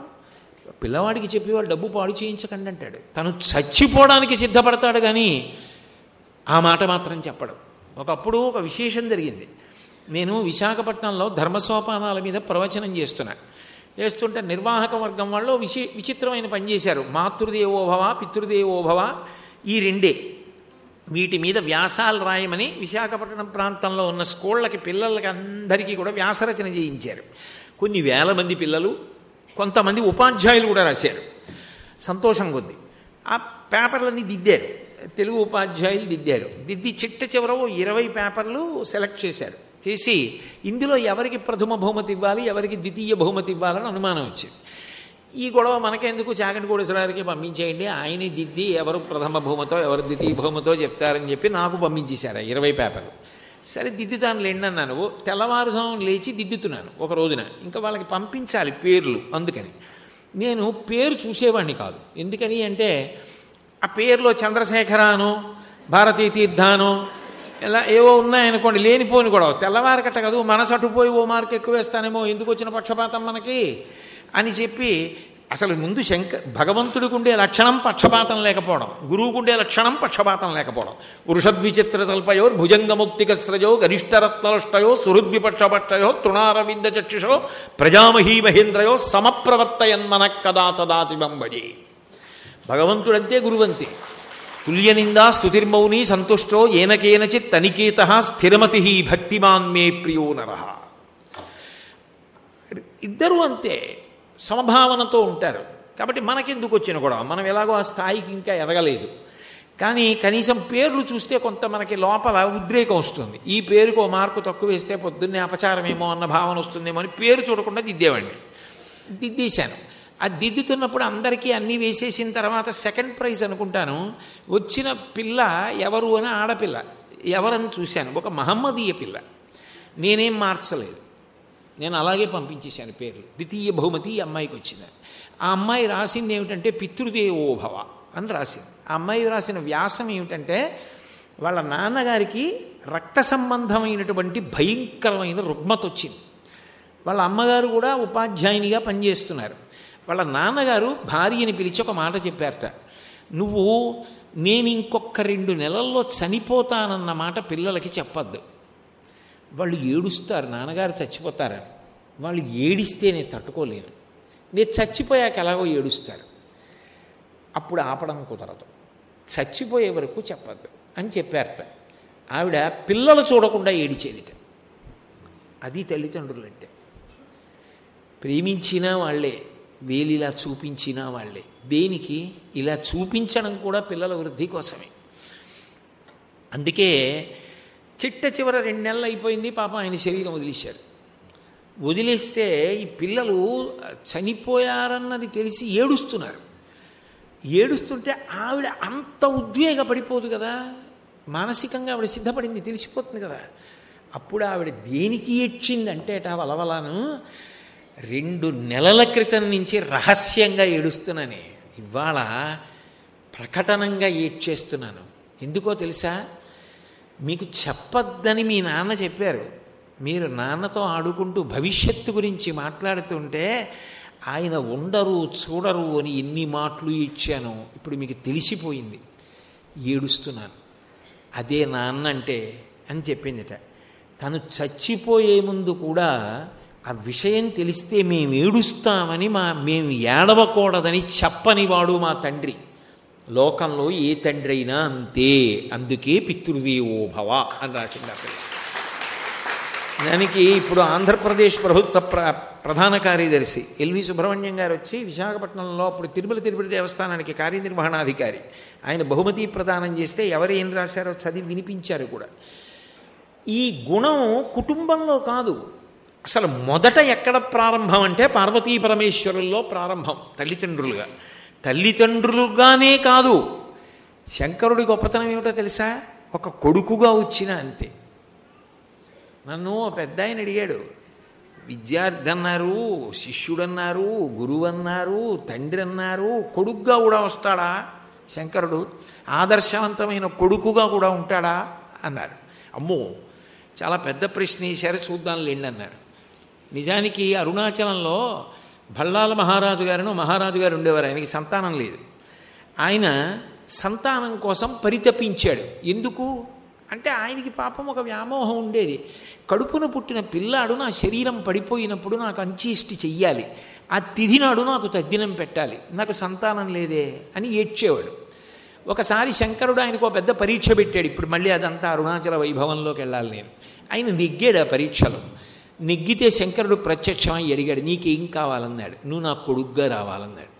ఎందుకన్నాడు? నాకు అంత్యేష్టి సంస్కారం చెయ్యాలి అన్నాడు. అలాగే అన్నాడు, మాటిచ్చాడు. వల్లాల మహారాజు గారు ఎప్పుడో అప్పుడు చనిపోతాడుగా, మరి ఆయన శరీరం వదిలేశాడు. ఎప్పుడు ఇచ్చిన మాట ఇది? కొన్ని 100 సంవత్సరాల క్రితం ఇచ్చిన మాట. ఇప్పటికీ ఆ తిథి నాడు అరుణాచలం గుడి మూసేస్తారు. ఉత్సవమూర్తుల పల్లకీలో ఏటి ఒడ్డుకెడతాయి. ఏటి ఒడ్డుకెళ్ళి పీట మీద అరుణాచలేశ్వరుడు అపిత కుచాంబ కూర్చొని మా నాన్న మా అమ్మ అని పేరు చెప్పి ఆయన చేతికి తగల్చి పిండ ప్రదానం చేయిస్తారు. ఇప్పటికీ అరుణాచలం గుడి బయట స్నానం చేసి లోపల కడతాడు శంకరుడు. వెళ్ళి ప్రదోషకాలం నుంచి దర్శనమిస్తాడు. నాన్నగారు పోయారని పొద్దున్న తద్దినం పెట్టి వస్తాడు. ఆదర్శవంతమైన కొడుకు కాలా శివుడు మాట ఇచ్చినందుకు. ఆయన కానిదేమిటి? నువ్వు ఆదర్శంగా తీసుకోవాలి కానీ ఉపాసన చెయ్యాలి కానీ ఆయన ఏది కాలా? లోకంలో బిడ్డల పట్ల తల్లిదండ్రులుగా, నేను దంపతులుగా ఉన్నవాళ్లే కదా బిడ్డలకి మళ్ళీ తల్లిదండ్రులు. మా అమ్మ నాన్నగారే కదా దంపతులు, మాకు తల్లిదండ్రులు. బిడ్డల పట్ల తల్లిదండ్రులుగా ప్రవర్తనలో కూడా పార్వతీ పరమేశ్వరులది అదే స్థాయి. అందుకే యజుర్వేదం రుద్రాధ్యాయంలో అమ్మవారి గురించో మాట అంటుంది. శివా విశ్వస్య భేషజీ, శివా రుద్రస్య భేషజీ. భేషజీ స్త్రీవాచకం. ఆమె శివుణ్ణి రుద్రుణ్ణి చేస్తుంది, రుద్రుణ్ణి శివుణ్ణి చేస్తుంది. ఎందుకు అంటే పిల్లల్ని బాగు చేయడానికి. ఇదే ప్రతి కుటుంబంలో జరుగుతుంది. పిల్లవాడు సరిగ్గా చదువుకోకుండా నాన్నగారు ఏదైనా ఒరే అత్యవసరమైతే వాడుకొని జేబులో 50 రూపాయలు పెడితే ఆ 50 రూపాయలు పట్టుకుని వాడు చలనచిత్రాలకో ఎక్కడికో పోయి తండ్రికి తెలియకుండా తండ్రి జేబులో డబ్బు కూడా తస్కరించడం మొదలెట్టాడు అనుకోండి. ఆవిడ ఏదో పని మీద పాఠశాలకు వెళితే మీ పిల్లవాడు వారం రోజుల నుంచి అసలు పాఠశాలకు రావట్లేదమ్మా అని చెప్పారనుకోండి. పైగా ఈ విషయం రాసిస్తే మీరు సంతకం పెట్టారు కదా అంటే నేనెక్కడ పెట్టాను అంటే తల్లి తండ్రి సంతకం కూడా వాడు దొంగ సంతకాలు పెట్టాడు అనుకోండి. తల్లి చాలా బాధపడుతుంది. సాయంకాలం ఏమీ ఎరగని వాళ్ళ ఇంటికి వస్తాడు కదా, పలహారం పెట్టి చదువుకుంటుంది. వాడు చదువుకుంటూ ఉంటాడు. వాడిని అమ్మేమందవు, అమ్మ కోపం తాటాకుమంట. అది తండ్రికి చెప్తుంది. ఎందుకంటే ఆయన శిక్షించాలి. మహాతాండవ సాక్షిణి, తాను సాక్షిగా ఉంటుంది. మహాతాండవం ఆయన చేయాలి. అందుకని ఆయన ఏదో కార్యాలయం నుంచి అలిసిపోయి ఇంటికి వచ్చి మంచి రోహిణీ కార్తీ, అమ్మయ్య కాస్త చల్లటి కమలాపళ్ళ రసం ఇవ్వవే నీ చేత్తో అని మడత కుర్చీలో పడుకుంటాడు. చల్లటి కమలాపళ్ళ రసానికి ఏమి ఇస్తాను కానీ మీ అబ్బాయి ఎంత వెలగబెడుతున్నాడో తెలుసా అంటుంది. మీ అబ్బాయి అంటున్నారు. ఏ అంటాడు. ఈ కథ అంతా చెప్తుంది. మీరు పట్టించుకోవట్లేదు, వాడు ఇలా తయారవుతున్నాడు, ఇంకా కొన్నాళ్ళు పోతే ఎంత ప్రబుద్ధుడవుతాడో చూసుకోండి. మీరు పట్టించుకోకపోతే వాడు రేపు పొద్దున్న ఎంత తప్పు పనైనా చేస్తాడు. ఆ తర్వాత నువ్వు ఎందుకు చెప్పలేదని నన్ను అడగద్దు. నేను చేయగలిగింది చేస్తున్నాను, కానీ నా మాట వింటాడా? మీరు పట్టించుకోవాలంటుంది. ఆయన రుద్రుడవుతాడు. శివుడిగా వచ్చాడు, పరమ సంతోషంగా రుద్రుడయ్యాడు. కోపం వచ్చింది. ఏరా నువ్వు పాఠశాలకు వెళ్ళటం లేదట, నీకు ఎక్కడిదిరా డబ్బు, ఎప్పుడు తీసేసావు జేబులోంచి అని ఎడాపెడా కొడతాడు. ఓ 10 నిమిషాలు ఆగుతుంది, మళ్ళీ వస్తుంది. వచ్చి ఇంకా చాలండి కొట్టారు. వాడిని ఒక్కరోజు కొట్టేస్తే బాగుపడిపోతాడా? ఏం ప్రతిరోజు మీరు మాత్రం చదివిన దినపత్రిక అంత పారాయణ చేయకపోతే వాడితో కూర్చోవచ్చు కదా, కాసేపు కూర్చుని 4 పాఠాలు మీరు దగ్గరుండి చెప్పచ్చు కదా. మీరు ఏం తక్కువ చదివారా, ఎంత చదువుకున్నారు, ఎందుకు అక్కర్లేని విషయాలు? రోజూ ప్రవచనానికి వెళ్ళిపోవాలా? పిల్లలు పెద్దవాళ్ళు అయితే పోనీ వెళ్ళచ్చు, కాసేపు కూర్చోండి, కూర్చుని పిల్లలతో చేయించండి పని అంటుంది. దిక్కుమాల సంసారం, నాకు చెప్పొచ్చేదానివే వాడి మీద చెప్తావు, మళ్ళీ నన్నే అంటావు అని విసిగెత్తిపోయి వెళ్ళి ఎక్కడ పడుకుంటాడు స్నానం చేసి. కాసేపు ఆగి పెడుతుంది. మళ్ళీ రుద్రుణ్ణి శివుణ్ణి చేయాలి. రండి పలహారం అనుకుంటుంది. నాకు అక్కర్లేదు, నువ్వు తిను, నువ్వు నీ కొడుకు అంటాడు ఆయన, నువ్వు నీ కొడుకు తినండి అంటాడు. అంటే అప్పుడు ఆవిడ అంటుంది, ఏమండి వాడికి కిందటి నెలలో చెవిపోటు వచ్చిందా, జ్వరం వచ్చిందా, ఎంతమంది వైద్యుల చుట్టూ తిరిగారు, ఆఖరికి మీరు దాచుకున్న డబ్బు భవిష్య నిధిలోంచి రుణం తీసుకుని కొడుకు బాగుండాలని ఎంత ఖర్చు పెడితే వాడికి తగ్గింది. ఆ కోపంలో గబుక్కుని కొడుతున్నారే, మీ చెయ్యి చటుక్కుని చెవి మీతో తగిలితే మీరు జాగ్రత్తగా చిన్న దెబ్బే వేస్తున్నారు భయపెట్టడానికి, కానీ అది ఏ చెవి మీదో తగిలితే మీరు కోప్పడడంలో మళ్ళీ ఎవరు బాధపడతారు? మీరేనా? మీరు బాధపడతారని అడ్డొచ్చాను తప్ప మీరు కాకపోతే సంసారాన్ని ఎవరు నిలబెడతారు? మీరే మాకందరికీ పెన్నిధి, మీకు కాకపోతే ఎవరికి ఉంది అధికారం? మీకు కాకపోతే ఎవరికి చెప్తాను? అందుకు కదా మీకు చెప్పా. పిల్లాడి క్షేమం కోసం మీరు బాధపడకూడదని అడ్డొచ్చానంతే. నిజమేనే, పద అని పలహారం చేస్తాడు. చేసి కొడుకు దగ్గరికి వెళ్ళి చూసి, అయ్యయ్యో నిజమే, రేపటి నుంచి నేను ఇంకా వీడిని చూస్తాను, సాయంకాలం వచ్చాక దగ్గర కూర్చుని చేయిస్తాను, వీడిని దారిలో పెడతానంటాడు. ఇప్పుడు ఆ పిల్లాడి విషయంలో కోపం వచ్చేట్టు చేసింది ఎవరు? ఆవిడేనా? మళ్ళీ పిల్లాడిని రక్షించి వాడి మీద ప్రేమ కలిగేట్టు చేసింది ఎవరు? ఆవిడేనా? అది ఎలా సాధించింది? శివుణ్ణి రుద్రుణ్ణి చేసింది, రుద్రుణ్ణి శివుణ్ణి చేసింది. శివా రుద్రస్య భేషజీ, శివా విశ్వస్య భేషజీ. లోకానికి భద్రం చేకూర్చింది, శివుణ్ణి రుద్రుణ్ణి చేసింది. ఇది ఇక్కడ అంతే. ఇక్కడ ఎలా అన్నది నేను కొత్తగా చెప్పాలా? మీ అందరూ రోజు చేస్తున్నది కాదా? అయినప్పుడు ఇంకా కొత్తగా చెప్పవలసిన అవసరం ఉంది. ప్రతి కుటుంబంలో ఇదే జరుగుతుంది. ఎందుకు జరుగుతుంది? కోపం కాదు, పిల్లల క్షేమం కోసం ఆ ఆరాటం అలా ఉంటుంది. అందులో కీలక పాత్ర గృహిణిది, ఇల్లాలిది. ఆమె అలా నిర్వర్తించకపోతే ఇళ్ళు ఎలా బాగుపడతాయి, పిల్లలు ఎలా బాగుపడతారు? ఆమె కన్నా ప్రేమైకమూర్తి లోకంలో ఉండదు. అందుకే ఆవిడికి తెలియదా? దక్షుడు దుర్మార్గుడైపోయాడు, ఆఖరికి తాను చేసే యాగం కూడా నిరీశ్వర యాగం చేస్తున్నాడు, నా భర్త శివుడికి హవిస్సు ఇవ్వట్లేదు అని ఆవిడికి తెలియదా? వెళ్ళకూడదు అలాంటి చోటికని తెలియదా? భర్తని అవమానిస్తున్న చోటికి మహాపతివ్రత ఆవిడ వెళ్తుందా? అటువంటిది శంకరుడి దగ్గరికి వెళ్ళో మాట అంది, అనయము పిలువక యుండం చన అనుచితమందువేని జనక గురు సుహృత్ జననాయక గేహములకు చనుచుందురు పిలువకున్న సజ్జనులధిప.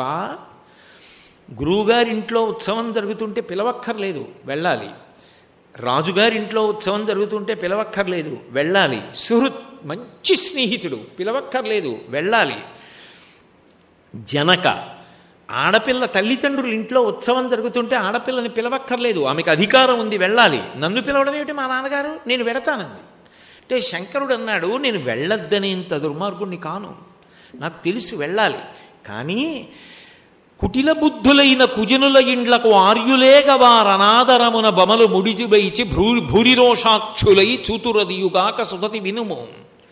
ఇవాళ మీ నాన్నకి నా మీద కోపం, ఆ కోపం అత్త మీద కోపం దుత్త మీద చూపించినట్టు నీ మీద చూపిస్తాడు.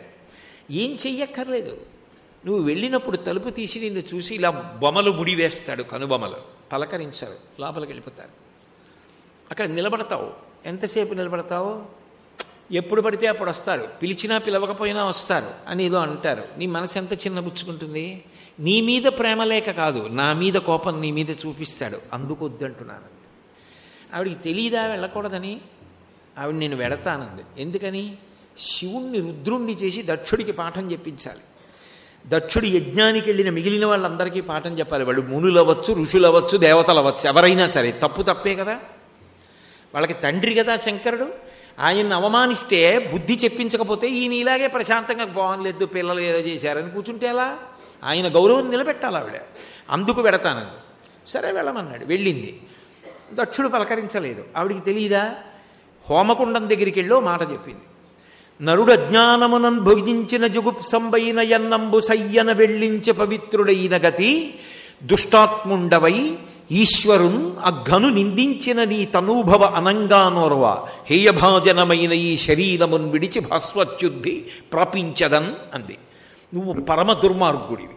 ఒకనాడు నన్ను కూతురుగా కావాలన్నావు, దాక్షాయణి అన్న పేరుతో వచ్చా దక్షుడి కూతురునని. ఇవాళ నా భర్తను అవమానించావు. ఒక గొప్ప తీర్పు చెప్తున్నా, శరీరం వదిలిపెట్టేసే ముందు. భవో నహోద్వేష్టి శివం శివేతరహ. శివుడు వద్దన్నవాడికి శుభాలు ఎక్కడి నుంచి వస్తాయిరా? కాబట్టి నీ యజ్ఞం శుభప్రదంగా పూర్తి కాదు, అమంగళకరంగా అయిపోతుంది, చూసుకో కావాలంటే అని. నరుడు పాయసాన్నం బాగుంది కదా అని కడుపు నిండా తినేస్తే అడుగున చచ్చిపోయిన బల్లి ఉందనుకోండి, చాలా బాగుందని తినదుంచుకుంటాడా? ప్రయత్నపూర్వకంగా నోట్లో వేలు పెట్టుకుని కక్కేసినట్టే ఒకనాడు శివభక్తుడివి కనుక కూతురిగా వచ్చాను, ఇవాళ శివద్వేషం వహించావు కాబట్టి ఇంక ఈ శరీరంతో ఉండను. ఈ శరీరంతో ఉంటే బయటికి వెళ్ళినప్పుడు దాక్షాయణి అని పిలుస్తారు నన్ను, అందుకని సతీదేవి అన్నారు. భర్త గౌరవం కోసం వదిలేసింది శరీరం అని యోగాగ్ని రగల్చి అందులో శరీరం వదిలేసింది.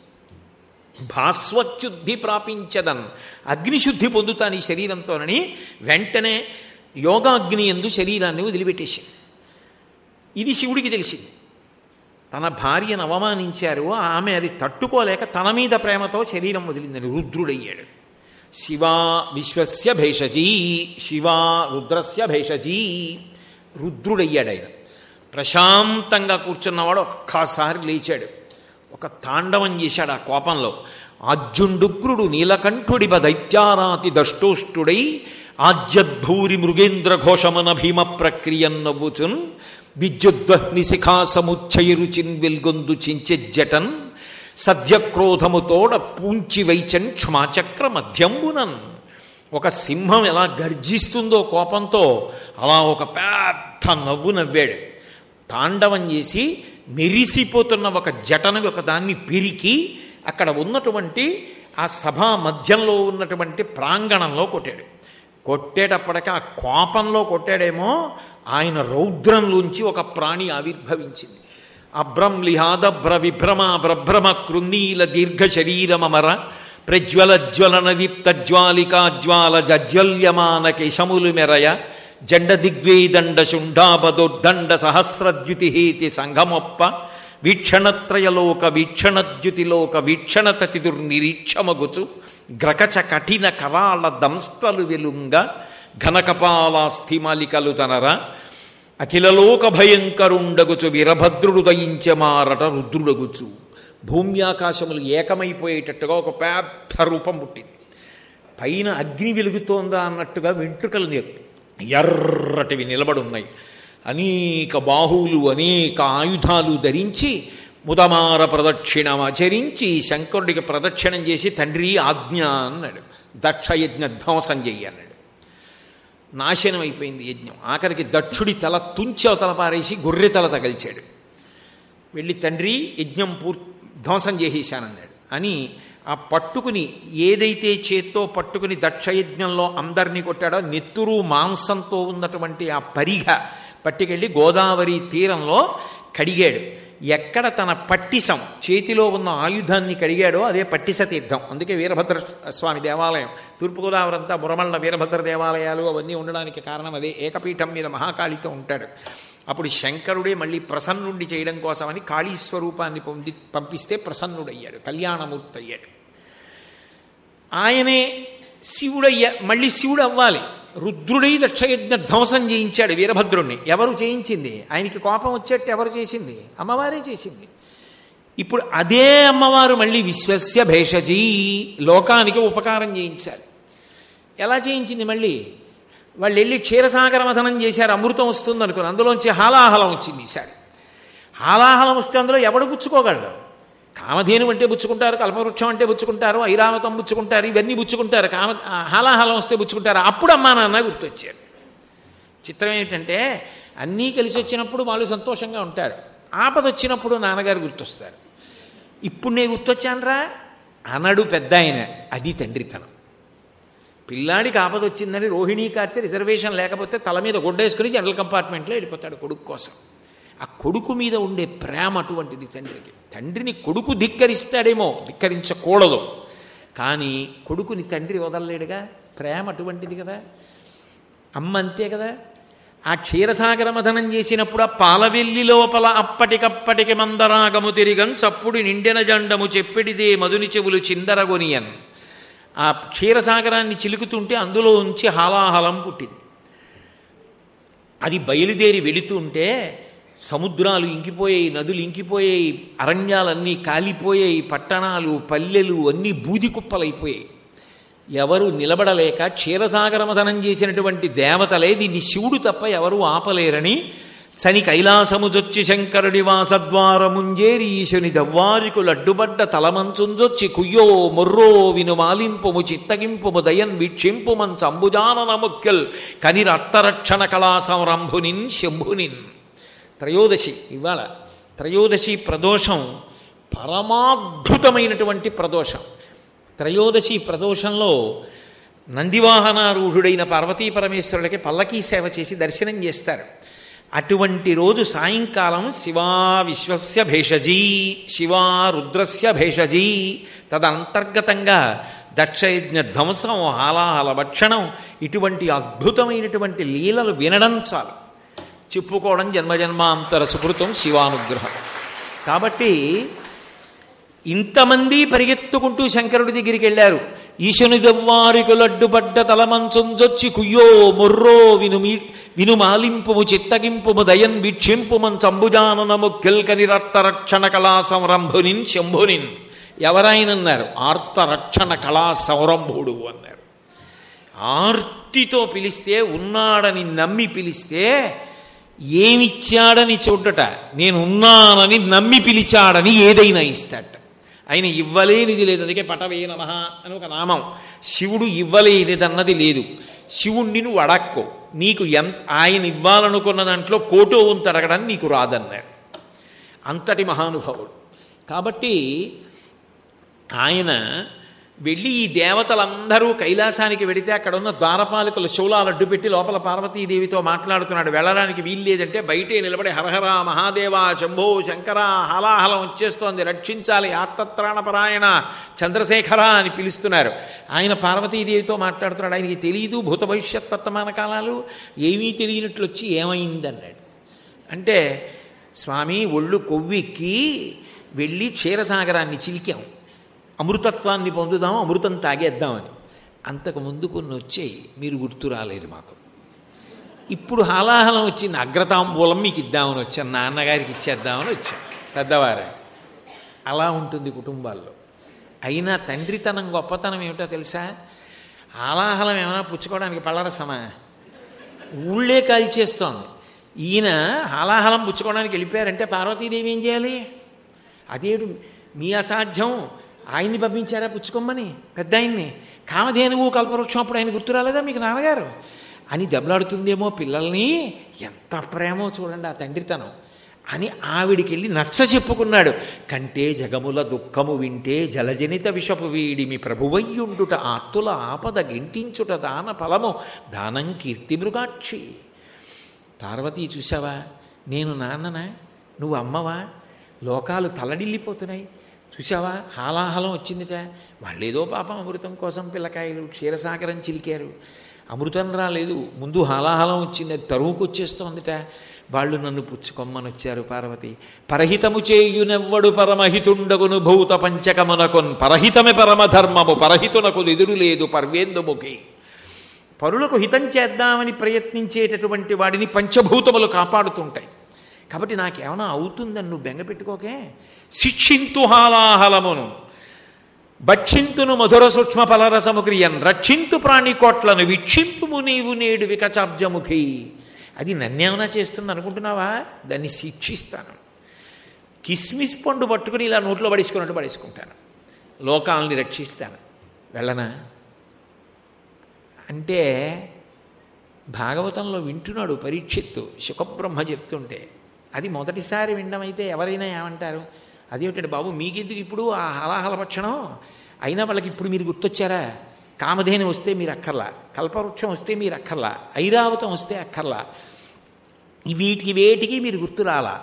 దక్షయజ్ఞం చేసినప్పుడు హవిస్సు మీరు లేకుండా ఇస్తానంటే వీళ్ళందరూ అక్కడికి పరిగెత్తారు పుచ్చుకుందామని, అప్పుడు మీరు గుర్తురాలా, మీ మర్యాద గుర్తురాలా.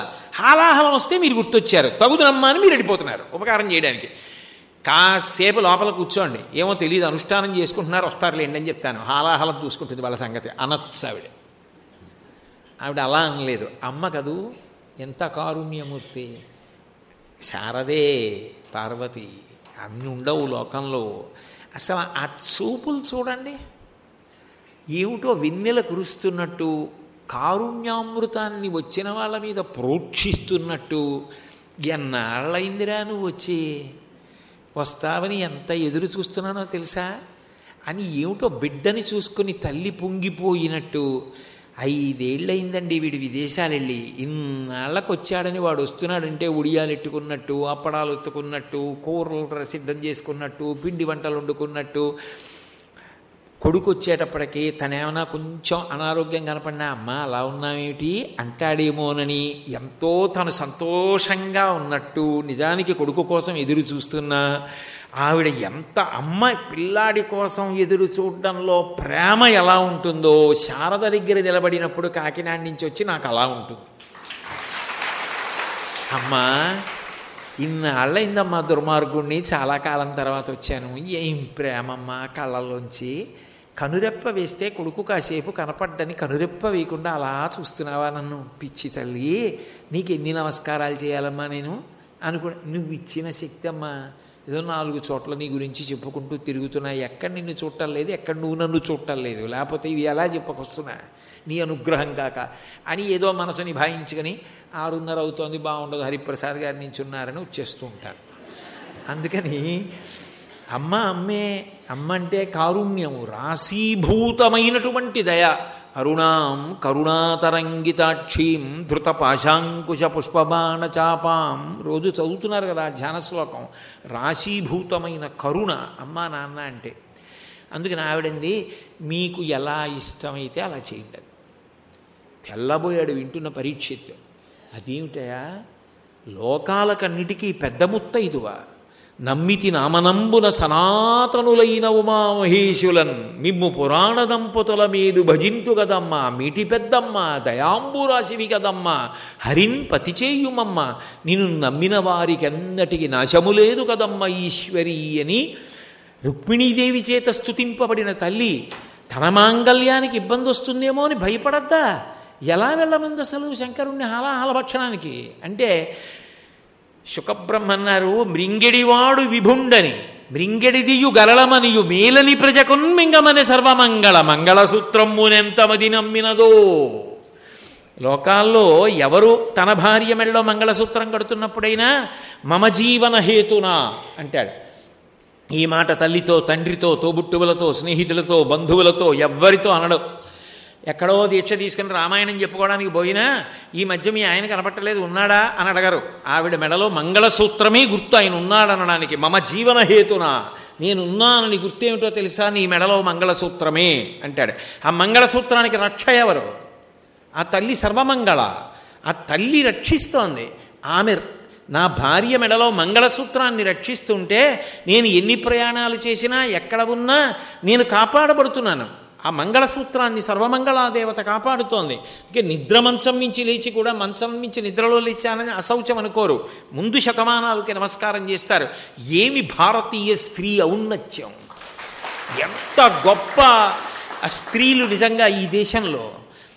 కాబట్టి లోకంలో అందరి భర్తల్ని కాపాడే తల్లి తన భర్త తన మెడలో మంగళసూత్రం కడుతూ మమ జీవన హేతునా అన్నాడు. మహాకామేశ బద్ధ సూత్రశోభిత కందర, కామేశ బద్ధ మాంగల్య సూత్రశోభిత కంధర. కామేశ్వరుడు కట్టినటువంటి మంగళసూత్రం మెడలో ఉన్న తల్లి, నా మెడలో మీరు కట్టిన మంగళసూత్రం ఉండి మమ జీవన హేతున అన్న తర్వాత మీరు హాలాహలం పుచ్చుకుంటే మాత్రం పెద్ద కష్టం ఏమిటి? మంగళసూత్రం ఉంది, సర్వమంగళని నేనున్నాను, పుచ్చుకోండి. ఆయన తన చుట్టూంచుర సంఘముల్ జయ జయధ్వానంబులన్ బొబ్బిడన్ ఘనగంభీర రవమ్ముతో శివుడు లోకద్రోహి హుంపోకు రమ్మని కెంగేల తెమల్చి కూర్చి కడిగా నంకించి జంబూపలంబున సర్వంకషమున్ విషమునాహారించే హేలాగతిన్. నేరేడు పండుని చేతిలో పట్టుకున్నంత హేళగా తన పక్కన దేవతలు, ఋషులు అందరూ జయ జయధ్వానాలు చేస్తుంటే గబగబా వెళ్ళి ఆ హాలాహలాన్ని చేత్తో పట్టుకుని ఇలా నలిపి ఉండ చేసి నోట్లో పెట్టుకున్నట్ట. కదలంబారవు పాప పేరు ఒడలన్ ఘర్మాంబుజాలంబు పుట్టదు నెత్రంబులు నెర్రబారవు నిజ జూటాచంద్రుడున్ కందడున్. ఆఖరికి ఆయన ఒంటికి ఉన్నటువంటివన్నీ చల్లటి ఉన్నాయి, అగ్ని తగిలితే అవి తట్టుకోవు. ఎందుకని? కదలంబారవు పాప పేరు, పాములు వేడి చూస్తే పారిపోతాయి. హాలాహలం అగ్నితుల్యం, అది తాగుతుంటే వేడికి పావులన్నీ జారి పడిపోవాలి. మేము శివుడిని ఆశ్రయించి ఉండగా హాలాహలం అన్న అగ్ని వస్తే మాకు భయం ఏమిటి? శివుడు ఉండగానని ఒక్క పిల్లపాము కూడా దారలేదు. కదలంబారవు పాప పేరు వడలం ఘర్మాంబుజాలంబు పుట్టరు, కనీసం వేడికి చెమట కూడా పట్టలేట. నేత్రంబులు నెర్రబారవు, అంత వేడిది తాగాడని చెప్పి కళ్ళు ఎర్రబడలేదుట. నేత్రంబులు నెర్రబారవు నిజ జూటాచంద్రుడున్ కందడున్, పెట్టుకున్న ఆ బాలచంద్ర రేఖ కనీసం కందలేదుట, అంత మృదువైన ఆ చంద్రబింబం.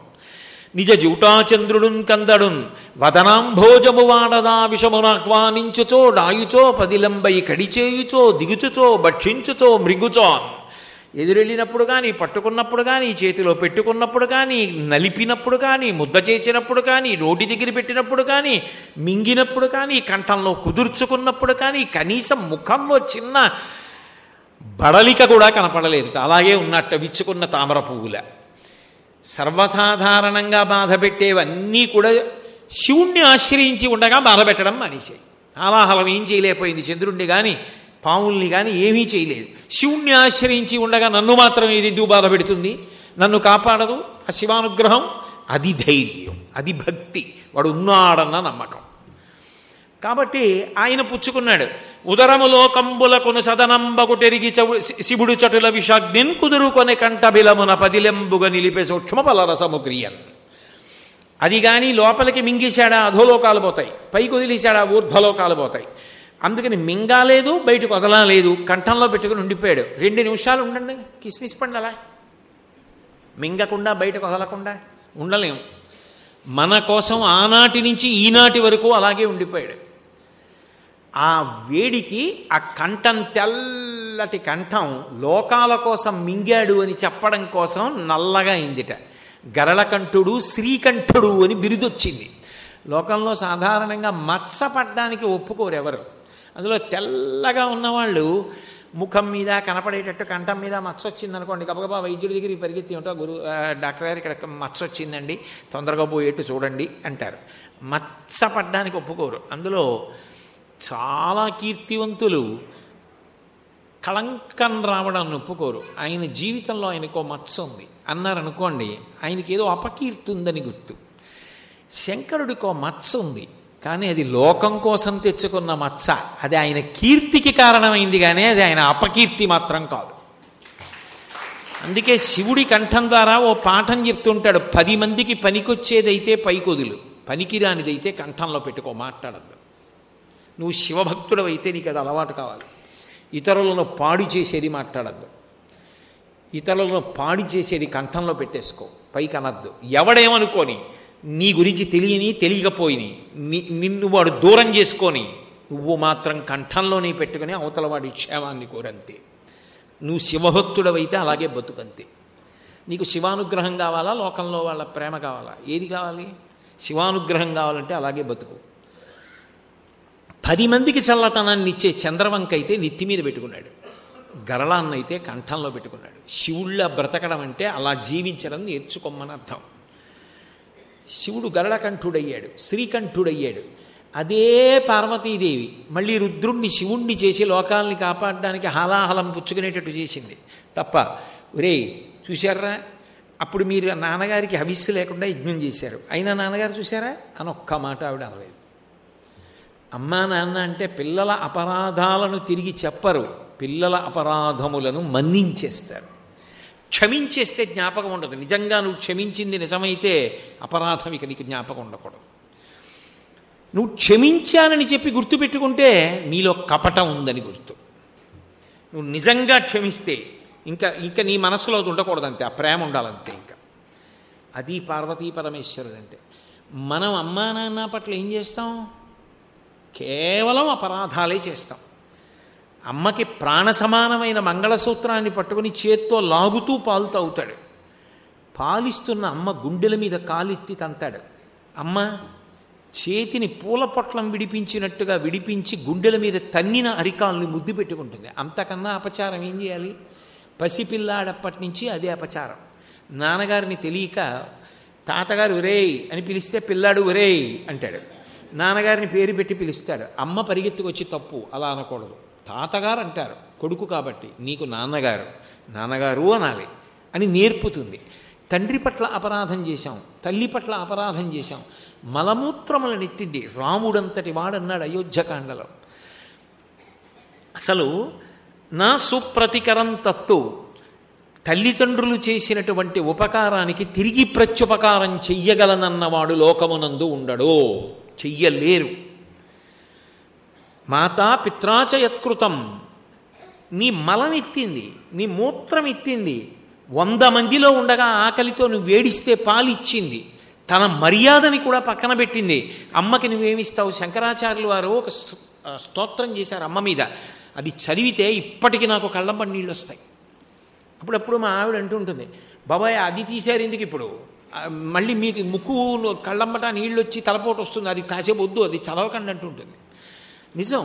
అందులో శంకరాచార్యులు వారు చివరకు ఒక మాట అంటారు, అమ్మ నీ మీద నాకేమిటి విహితం, నేను చెయ్యవలసింది తప్పకుండా అన్నది నాకేమిటి అంటే, నన్ను కన్నావు, నేను కడుపులో ఉండగా ఎన్నో వికారాలు పొందావు, ఎంతో కష్టపడ్డావు, అడుగు తీసి అడుగేస్తే జారిపోతానేమోనని నా గురించి ఆలోచించావు, వినోదం మానేశావు, అంత కష్టపడ్డావు, శరీరం వికారమైంది, నీకు ఇష్టమైనా తినకూడదంటే తినలేదు, వైద్యం చేయించుకున్నావు.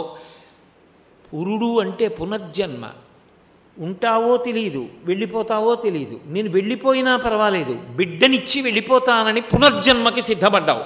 అందుకే తల్లికి ఎన్ని పుట్టినరోజులు అంటే తన పుట్టినరోజు కాకుండా ఎంతమంది బిడ్డలుంటే అన్ని పుట్టినరోజులు. అమ్మ పుట్టింది, మళ్ళీ చచ్చి పుట్టింది అమ్మ, అందుకు నువ్వు పుట్టావు. అందుకే బిడ్డడు పుట్టినరోజు చేసుకునే ముందు అమ్మకి చీర పెట్టి చేసుకోవాలన్నారు. ఎందుకనంటే నేను పుట్టాను అంటే మా అమ్మగారు చచ్చి పుట్టారు, అంత నరకం అనుభవిస్తేనే పుట్టా. మా అమ్మగారు అంత బాధపడకుండా నేను ఎలా పుట్టా? అందుకే నా పుట్టినరోజుకు ముందు మా అమ్మని స్మరించి నేను పుట్టినరోజు చేసుకోవాలి. ఇంత కష్టపడ్డావు, పెంచావు, పెద్ద చేశావు, మలమూత్రములెత్తావు, నా మూర్ఖత్వాన్ని భరించావు, తప్పులు చేస్తే మన్నించావు, జీవితమంతా నన్ను క్షమించడమే, నేను అపచారాలు చేయడమే. చివరికి నేను చేయవలసిన ఉపచారం ఏమిటో తెలుసా? ఒక కొడుగ్గా నాకు శాస్త్రం విధించింది ఏమిటో తెలుసా? నేను నీకు పెట్టి తీరాలి అని శాస్త్రం చెప్పింది ఏమిటో తెలుసా? నిన్ను చివర పాడి ఆ కట్టెల మీదకి తీసుకెళ్ళిపోయే ముందు పచ్చి బియ్యపు గింజలు కొన్ని నీ నోట్లో పొయ్యాలి. అదొక్కటేనమ్మా నాకు. పాలిచ్చి అన్నం పెట్టి నన్ను చివరి వరకు పెంచి ప్రాణం పోయేటప్పుడు కూడా నా ప్రేమ కోరుకున్నటువంటి నువ్వు నా నుంచి కోరుకునేది గుప్పెడు కన్నా తక్కువ పచ్చి బియ్యపు గింజలు. అమ్మా, నీ ప్రేమే ఇంతదైతే జగన్మాత తల్లి ప్రేమ ఎంత గొప్పది, ఆ శంకరుడి ప్రేమ ఎంత గొప్పది, ఆది దంపతులు బిడ్డల పట్ల వాళ్ళ ప్రేమ ఎంత గొప్పగా ఉంటుంది. ఏదో అపరాధం చేశానని ఎందుకు బెంగపెట్టుకుంటావు? ఆ అమ్మ దగ్గరికి వెళ్ళి, ఆయన దగ్గరికి వెళ్ళి, ప్రణిపాత ప్రసన్నాహి మైథిలీ జనకాత్మజ అలమేషా పరిత్రాతుం రాక్షస్వో మహతో భయాత్. ఒకసారి నేల మీద పడిపోతే చాలట, బిడ్డా మన్నించాను రా అంటట. అజ్ఞానినామయా దోషాన్ అశేషాన్ భితాన్ హరే క్షమస్వత్వం క్షమస్వత్వం శేషశైల శిఖామణి. మీరు సిగ్గుపడే పని నేను చెయ్యను. ఇకపైన ఏది చేసినా మా స్వామి సంతోషిస్తాడా? నా తండ్రి శంకరుడు, మా అమ్మ పార్వతీదేవి, వాళ్ళిద్దరూ సిగ్గుపడే పని చెయ్యను. ఏది చేస్తున్నా ఈ పనికి మా అమ్మ నాన్న నొచ్చుకుంటారా? నొచ్చుకుంటారు, నాకొద్దు. అది భక్తి, అది ఉపాసన. తప్ప ఒక గదిలో ఎంతసేపు కూర్చుంటావు, విగ్రహాల దగ్గర ఎంతసేపు కూర్చుంటావు, ఎంత రొట్టట్టుకొస్తావు? పూజ చెయ్యొద్దని నేను అంటలేదు, కానీ అక్కడ పూర్ణం కాదు. వాళ్ళ అనుగ్రహం తెలుసుకొని వాళ్ళలా నువ్వు దంపతులుగా బ్రతకగలిగితే, వాళ్ళలా నువ్వు తల్లిదండ్రులు కాగలిగితే, వాళ్ళకి బిడ్డలుగా వాళ్ళ ప్రేమని గుర్తు తెచ్చుకుని బ్రతకగలిగితే అది శివోపాసన, అది శివభక్తి. అలా బ్రతికేటట్టుగా ఆ పార్వతీ పరమేశ్వరులు మన యందు కృప వహించుగాక అని ప్రార్థన చేస్తూ, రేపటి రోజున పరమాద్భుతమైన తిథి. నా అదృష్టం ఏమో కానీ నేను కుండడు పాలు ఏవో తాగే కన్నా ఓ గరిటెడు ఆవు పాలు తాగేస్తుంటాను. పాపం మా సోదరతుల్యులు వద్దిపత్తి పద్మాకర్ గారు కష్టపడి శివపురాణం అన్నాళ్ళు చెప్పి, పోన్లే వీడు బద్ధకిష్టి ఎక్కడో కూర్చుంటాడు, వీడికి సారవంతమైన రోజులు వదిలేద్దామని నా కోసం ద్వాదశి త్రయోదశి మాసశివరాత్రి వదిలిపెట్టి వెళ్ళిపోయారు. శ్రావణ మాసంలో 3 ఆవు పాల లాంటి తిథులు నాకు వచ్చాయి. ఆయనది ఎంత ప్రేమ! ఈ వేదిక మించే వర్ధిపత్తి పద్మాకర్ గారికో నమస్కారం చేస్తున్నా, నాకింత సారవంతమైన రోజులు వదిలేసినట్టు. రేపంత గొప్ప రోజు కదా, నా చేత పార్వతీ పరమేశ్వరులు ఆ తిథికి సంబంధించినంత సారవంతమైన మాటలను పలికించి తరింపచేయుగాక అని ప్రార్థన చేస్తూ ఇవాళకి సెలవు తీసుకుంటున్నాను. మళ్ళీ రేపు సాయంకాలం 6:30 తిరిగి కలుసుకుందాం. మంగళాశాసనపరై పదాచార్య పురోగమై సర్వైశ్చ పూర్వైరాచార్యై సత్కృతాయాస్తు మంగళం. మంగళం కోసలేంద్రాయ మహనీయ గుణాత్మనే చక్రవర్తి తనూజాయ సర్వభౌమాయ మంగళం.